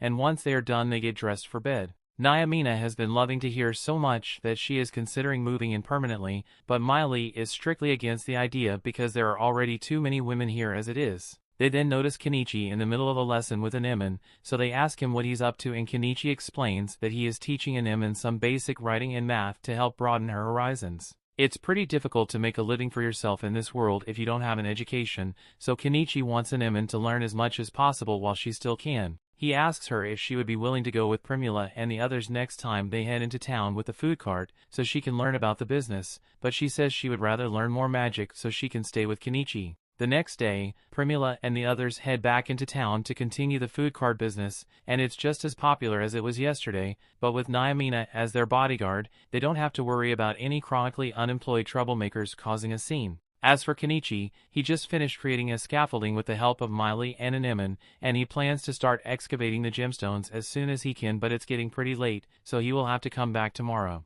As he is packing everything up, Primula approaches Kenichi and asks him how he always has such useful stuff inside his item box, but Kenichi tells her it's a secret. There are some things he can't tell her, no matter how much she asks, and he's aware that that makes him sound suspicious, but she's just going to have to put up with it. He then kisses her, but Nyamina tells Kenichi to stop with all the romance causes, reminding her of how single she is. The next day, the group returns to the plateau, and after Kenichi has cleared out a bit of the vegetation, they all begin searching around for all sorts of interesting plants. While the others forage through the bushes, Kenichi gets to work carving out the mountainside to get some of those gems. And when he finally pops one loose, he tosses it into his item box to have it appraised, and it turns out that the gems are worth 200,000 yen each, and there are a lot of them, so Kenichi practically hit the jackpot. After a long day of lucrative gem mining, the group heads home and Kenichi starts working on dinner. He has something special in mind, so he has the girls help him grind some of the bear meat down, and then teaches them how to wrap the gyoza, but Miley and Nyamina can't help with this step because of all their fur. Once all the pieces have been folded, Kenichi puts them in a pan to cook, and eventually the gyoza is ready to be eaten. They are all in love with the flavor and texture of the gyoza, especially with this yellow sauce Kenichi prepared for it, so Kenichi tells them that the yellow sauce is mayonnaise. Nyamina has heard of mayo before because it's really popular in the empire right now. Apparently a mage created it using magic, so Primula asks Kenichi if he used magic to create his mayonnaise, but Kenichi tells her he just made it with eggs. Primula is shocked to hear that something as amazing as mayo can be made without magic, so she asks Kenichi to show her how to make it, but he doesn't want to do that right now, so he tells her to wait a bit. In that case, Primula asks him if he will let her sell his gyoza recipe at her food stall tomorrow. Kenichi says he is fine with it, but making the gyoza is a lot of work, so he's not sure Primula will be able to handle it. However, Primula tells him that won't be a problem because she can just hire more workers. Kenichi is impressed by how proactive Primula is being, so he offers to show her one more of his recipes. He tells everyone to follow him outside because he has something special to show them. He quickly deuces the meat and some alcohol, causing a huge fireball to form, and once he's done grilling the steak, he gives Nyamina a bite. Nyamina goes silent after taking her first bite, so Kenichi asks her if there's something wrong with the steak, but on the contrary, she went silent because the steak is simply too perfect, but it has a strange smell on it. Kenichi explains that the scent is probably from the liquor he used to marinate the steak, but as soon as he mentions liquor, Nyamina pounces on him and starts asking for a drink. Kenichi eventually agrees to let her drink a little, but he warns her that this stuff is pretty strong, so she should pace herself, but Nyamina completely ignores him and downs the whole glass in one gulp. She immediately gets drunk and starts hugging Kenichi as thanks for the liquor, but Miley can see where this is going, so she pulls Nyamina by the hair to get her off Kenichi. Nyamina tries to assure Miley that she's not trying to steal Kenichi away from her. She just wants him to let her live in the shed, so she can share tasty meals with him and the others. Miley still doesn't trust her, but Kenichi doesn't see the harm in letting Nyamina live here, especially since she is Primula's bodyguard. Primula says she is fine with Nyamina living here as well since all she wants is food, so she definitely won't try to seduce Kenichi when no one is around. A little while later, when no one is around, Kenichi shows Nyamina the room he set up for her, so she asks him how much she has to pay his rent. Kenichi tells her she doesn't need to pay rent because as long as she keeps helping Primula out, then she doesn't have to worry about paying him rent. He then tries to leave, but Nyamina pulls him back and says she can pay him back in a different way. However, Miley could sense the seduction in here from a mile away, so she bursts through the door and enters the room to join in. A month passes and Kenichi continues his mining operation, making around 15 million yen from the stones so far, but that's almost nothing compared to Primula's stall because it's steadily expanded into a company called Corolla with tons of employees. It now has a daily income of over 200,000 yen, so we're looking at an annual income of over 100 million yen. Kenichi still finds it hard to believe that Primula was able to build all this from the ground up in a month, but her success is largely due to Kenichi's wonderful products. Kenichi is just glad he was able to spend the last few weeks doing his own thing because it has been really relaxing for him. He wishes he could continue living a quiet life just like this, but it looks like he's going to have a troublesome guest show up soon, because word of his achievements has reached the royal castle and the princess seems particularly interested in meeting him. The story continues. We see Primula get summoned up to the castle to meet with Lady Eupatorium. Eupatorium is rather impressed with how well Primula has done for herself after only being in the city for a few weeks. And while Primula is busy with her meeting, Kenichi decides to head back to the magic shop to see if there's anything useful he can buy. While there, he spots an explosion magic grimoire, and he recalls how the old man used it back when they fought Shaga, so he immediately offered to buy it. And as a little bonus for being such a good customer, the shop lady gave him a household spell book for free. After everyone gets home, Primula fills Kenichi in on the details of her meeting with Eupatorium, and basically she wants to buy a brooch from Kenichi because she saw another noblewoman with one, so now she needs to get one too. Kenichi doesn't mind since it's more business for him, so he pulls a brooch out of his storage, and by chance the engraving on the brooch happens to look a lot like Eupatorium. So Kenichi tells Primula to say it was custom made because that will get Eupatorium to pay a higher price. After dinner, Kenichi heads outside, but before he can start working on anything, Miley asks him if he wants to come to a dungeon with her. Kenichi had no idea that dungeons existed in this world, so he is really excited to go, and so is Anemone. Kenichi tries to convince Anemone to stay behind since dungeons aren't safe for a child like her, but Anemone insists, so Kenichi eventually agrees to have her tag along. They soon arrive at the base of a cliff, so Kenichi gets everyone some headlamps and they all head in. They don't run into any monsters, but they do find some shiny rocks in the wall, and Kenichi instantly hears the sound of money rolling into his bank account, so he pulls out his generator and drill to get to work. It's insanely loud in the cave, but who needs hearing when you're gonna be rich? Although he doesn't want Anemone to go deaf in her teens, so he asks Miley to take her a safe distance away to avoid the noise. Miley is about to do that, but all of a sudden she senses something nearby, so she warns Kenichi of the incoming threat. It turns out to be a medium-sized Australian spider, and personally I would have started running by now, but Kenichi pulls out his crossbow and prepares to fight. The spider seems to be stuck in the right crawl space, so Miley tells Kenichi they have to kill it before it escapes. Kenichi fires a shot at the spider with his crossbow, but the arrow pretty much bounces off the spider's exoskeleton. Miley then fires a shot of her own, but she aims for the spider's eyes, and this time it manages to do damage. It looks like the spider's eyes are its weak point, so Kenichi tells Anemone to use her fire magic to target its eyes. Unfortunately, Anemone is paralyzed in fear, so she's not going to be of much use against this thing. The spider manages to make it past the crawl space and starts firing webs to capture Anemone, but luckily Miley grabs her and dodges the spider webs. Things are getting really bad, so Kenichi throws some firecrackers at the spider and distracts it, and summons his bike so he and the others can escape. He then drives as fast as he can until they make it out of the cave, and thankfully it doesn't look like the spider is chasing them, so Kenichi drives straight home. After getting back, Kenichi tells Nyamina and Primula about what happened, and Nyamina is upset that she didn't get invited to go on such an exciting adventure. She blames Miley for leading her out,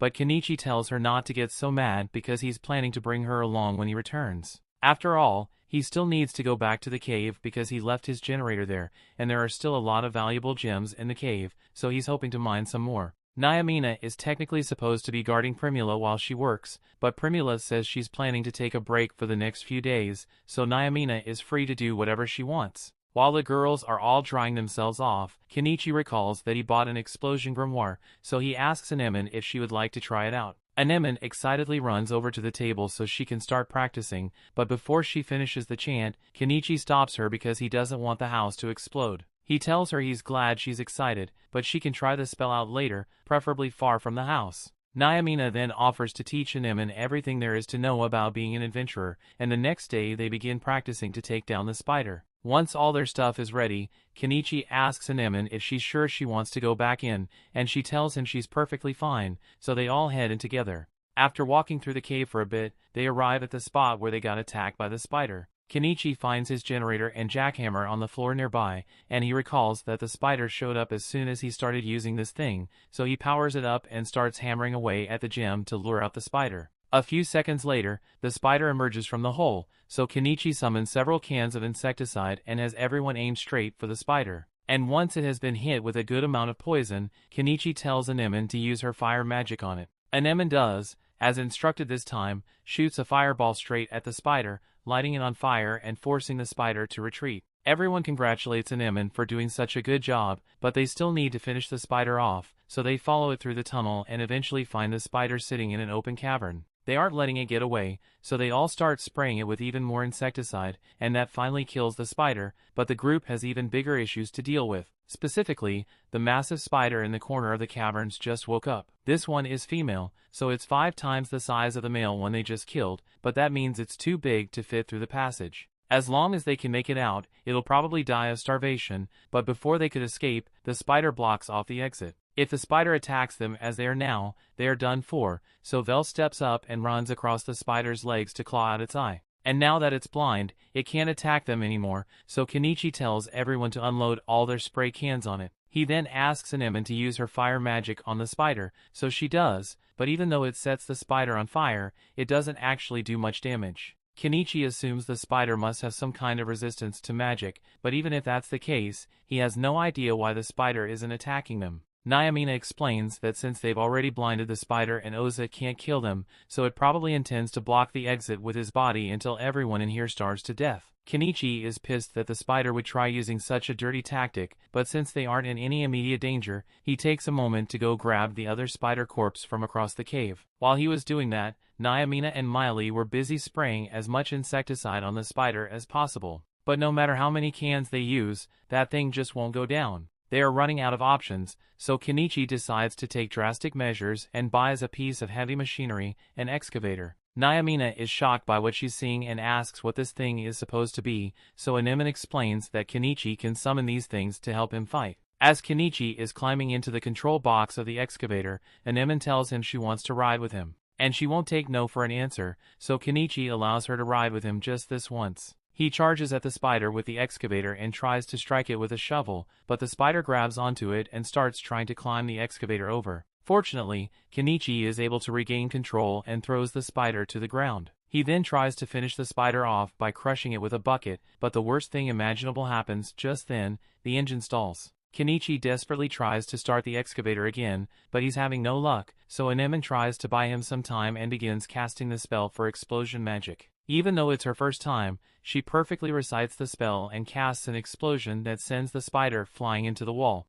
Kenichi finally manages to get the excavator back up and running, so he once again drives straight at the spider and proceeds to crush it against the ceiling until the spider finally dies. After all is said and done, Kenichi stores his excavator as well as the spider's body. And normally he would be really upset because he had to spend 10 million on that excavator, but after mining the gems, he made more than enough money to cover the costs. Once they get back to the surface, Kenichi asks Anemone if she managed to learn how to use explosion magic because he doesn't remember seeing her practice it. So she tells him that this was the first time she ever tried it, which makes them really impressive that she pulled it off. They eventually return home, and although Primula knew they were going spider hunting, she never could have imagined that the spider would be this big. After Primula calms down, Kenichi heads inside to start preparing dinner, but to everyone's horror, he plans to use an egg he found in the spider to make it. Everyone else thinks it's going to be disgusting, but Kenichi is curious about what a giant spider egg would taste like, so he starts making an omelet. He has a bunch of other stuff in there, so by the time he's done,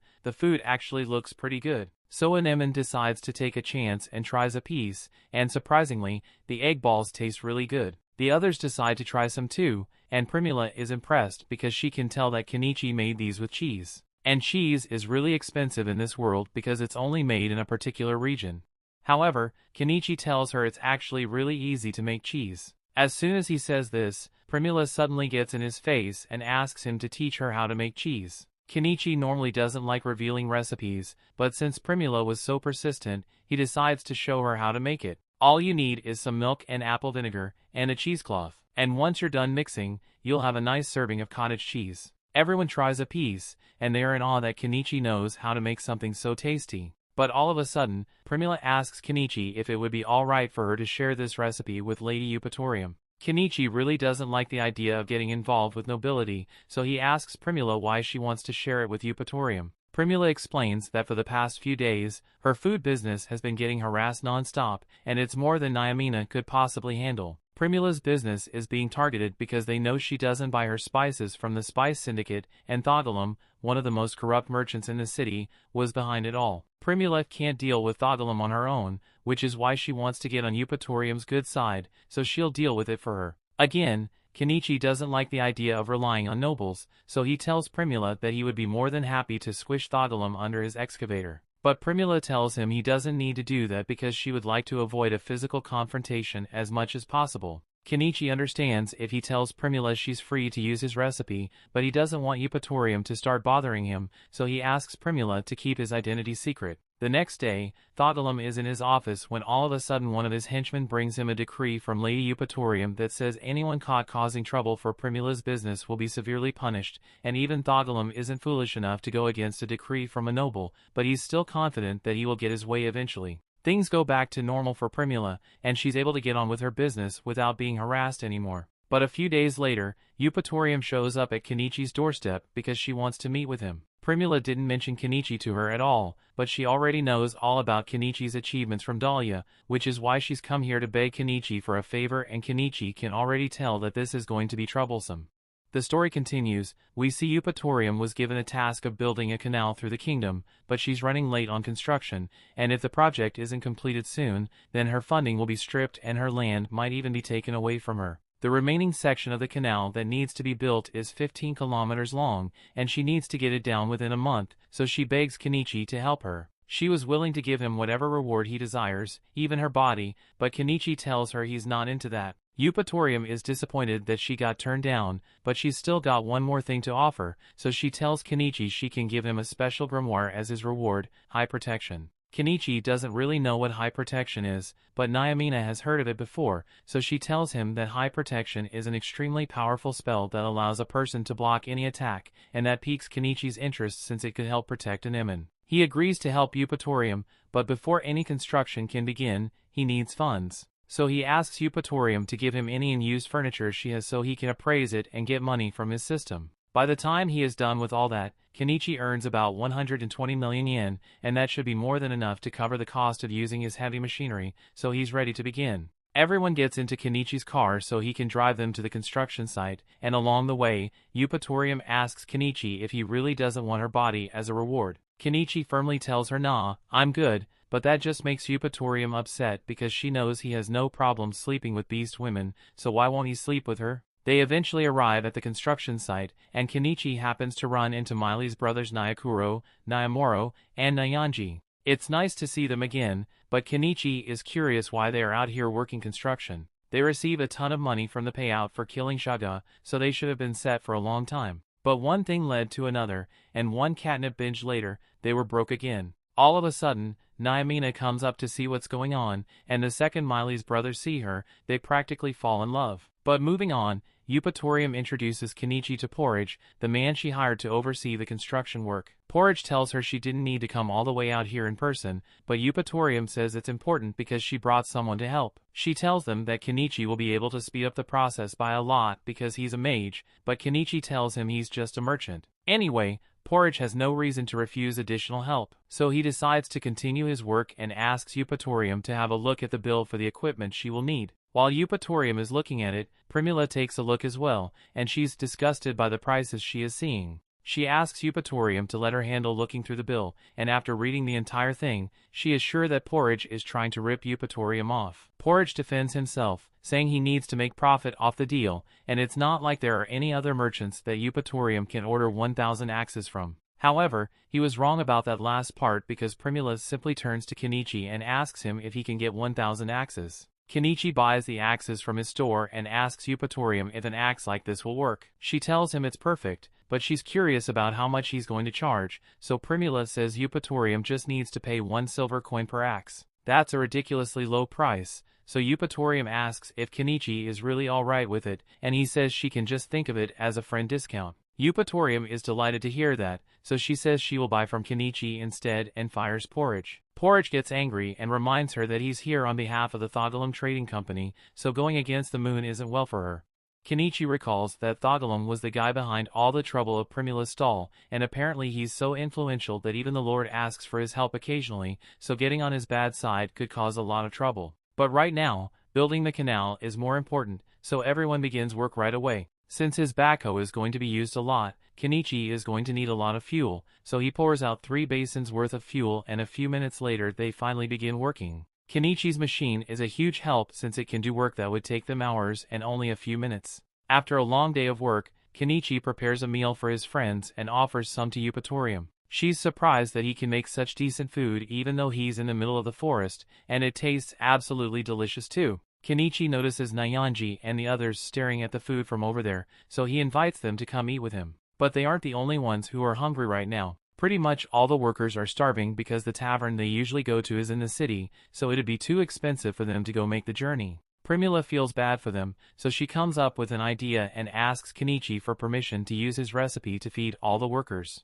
Of course, she's still going to charge them, but it will be a fair price so everyone can afford to eat. All the workers are overjoyed to have food to eat, so the work site practically turns into a party, and Eupatorium loves how lively everything is. Later that night, Kenichi sets up a bath and tells Eupatorium she can use it to clean herself up. Eupatorium is amazed that Kenichi can create a bath out here in the middle of the woods, but as Kenichi is about to leave, she grabs his arm and orders him to bathe with her. Kenichi is trying his best to resist Eupatorium because he's technically married to Primula, and he's got to take care of Anemone so he can't just indulge whenever he feels like it. Eupatorium admires the fact that Kenichi cares so much about his family, because when it comes to her family, they barely even acknowledge her as a person. All of her parents were concerned about was who Eupatorium would end up marrying. Kenichi tells her that sounds sad, but it's got nothing to do with him, so he leaves the bathroom before Eupatorium tries to seduce him again. The next morning, Kenichi wakes up early, and the first thing he sees is Eupatorium working hard to distribute food to all the workers. For a second, he starts thinking that maybe it wouldn't be so bad to clap Eupatorium's cheeks at least once.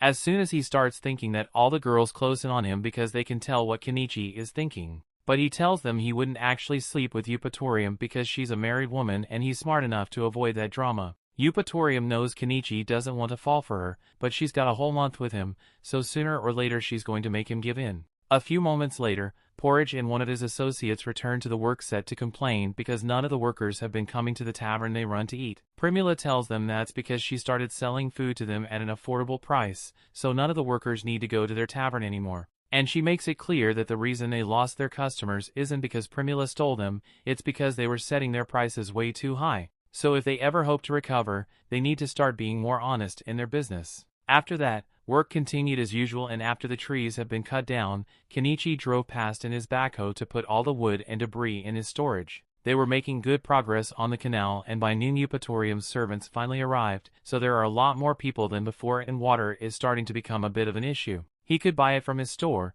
but that would be really expensive, so he decides to make a deal with the beast folk instead. They tell them about a nearby spring, but it's pretty much impossible to reach unless you have cat-like agility, so Kenichi offers to give them alcohol if they fetch water for him. The beast folk really love alcohol, so they eagerly accept his deal, and before long, Kenichi's water supply issues is resolved. While all the beast folk are enjoying their alcohol, Kenichi says he's going to go to bed. But before he can leave, a drunk Eupatorium puts her arm around him and starts dragging him off to the bedroom, and let's just stay Kenichi folded. A little while later, Eupatorium falls asleep, so Kenichi leaves the guest room and tries to head back into the main house, but Anemone doesn't let him in because she knows what he did. Eventually, a Stranch's section of the canal is completed within the 1-month deadline, and is officially opened during a ceremony where the royal family was present. Kenichi wanted to avoid the ceremony altogether, but Eupatorium ended up pressuring him into attending anyway. And in the middle of the ceremony, Eupatorium ends up calling on Kenichi to demonstrate the unique magic that made this project possible.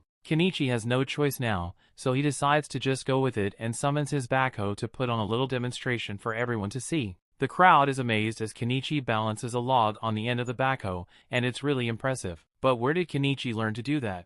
After the ceremony is over, Eupatorium is approached by Viscount Thunberg, and he can't believe that the mage who defeated Shaga is really in Estrantia. He was sure that Eupatorium would end up losing her land and have to flee the country, but Eupatorium laughs in his face and tells him his joke is almost as funny as that sorry excuse for a mustache on his face. Kenichi sees all this happen, and he assumes it's just a rivalry between nobles, but Primula notices something unsettling. There's an old man in Thunberg's carriage, and it's the same man who was stripped of his status in Dahlia after it was discovered that he was the one who hired Shaga to kidnap Primula. The next day, Kenichi meets with Graham, Eupatorium's husband, and he wants to personally thank Kenichi for all the help he offered in completing the project. Till now, he hadn't really put much effort into maintaining his territory, but after nearly losing it because of the deadline, he's ready to turn over a new leaf. Also, there's one more thing he wanted to talk to Kenichi about because he found one of the pictures Kenichi sold a while ago, and he really wants to know how Kenichi made them. Kenichi proceeds to show Graham the entire printing process, and Graham is excitedly listening to every word. But little does he know, he's talking to the guy who slept with his wife. After Kenichi has taught him how to make the pictures, they get back to their discussion, and Graham says he would like to hire Primula to handle Estrantia's finances. And Primula is grateful for the opportunity, but it would be too much for her to handle on her own, so she asks Graham if she can ask her father for support. Graham knows Mallow from the Mallow Trading Company is a big deal over in Dahlia, so he would be more than happy to have such a good merchant working with him. But he's not sure if it would be a good idea, since establishing connections with one of the most influential merchants in Dahlia might provoke Thogalum to act. Kenichi has been hearing a lot about Thogalum recently, so he asks why Graham doesn't just kick Thogalum out of Estrantia, since he clearly doesn't like him. Graham is embarrassed to admit this, but with Estrantia's current budget, they can't afford a night order. So if it came down to a battle against Thogalum and his men, it's safe to say that they lose. However, Eupatorium tells her husband that they stand a good chance of winning since they have Kenichi and his magic machine, and she's sure Kenichi would be willing to fight for them after all, he's her friend. Kenichi doesn't like how he keeps getting involved in troublesome things, but since the situation is pretty serious, he agrees to help fight Thogalum if it ever comes down to it. Later that night, Kenichi and the others return to their original spot and Kenichi puts their house back in its place. They also got the high protection grimoire that Eupatorium promised them, so Anemone can start learning to use the spell soon. But for now, everyone takes a bath under the stars to relax. That brings the episode to an end. Thanks for watching. Want next part? Subscribe the channel and turn on notification bell.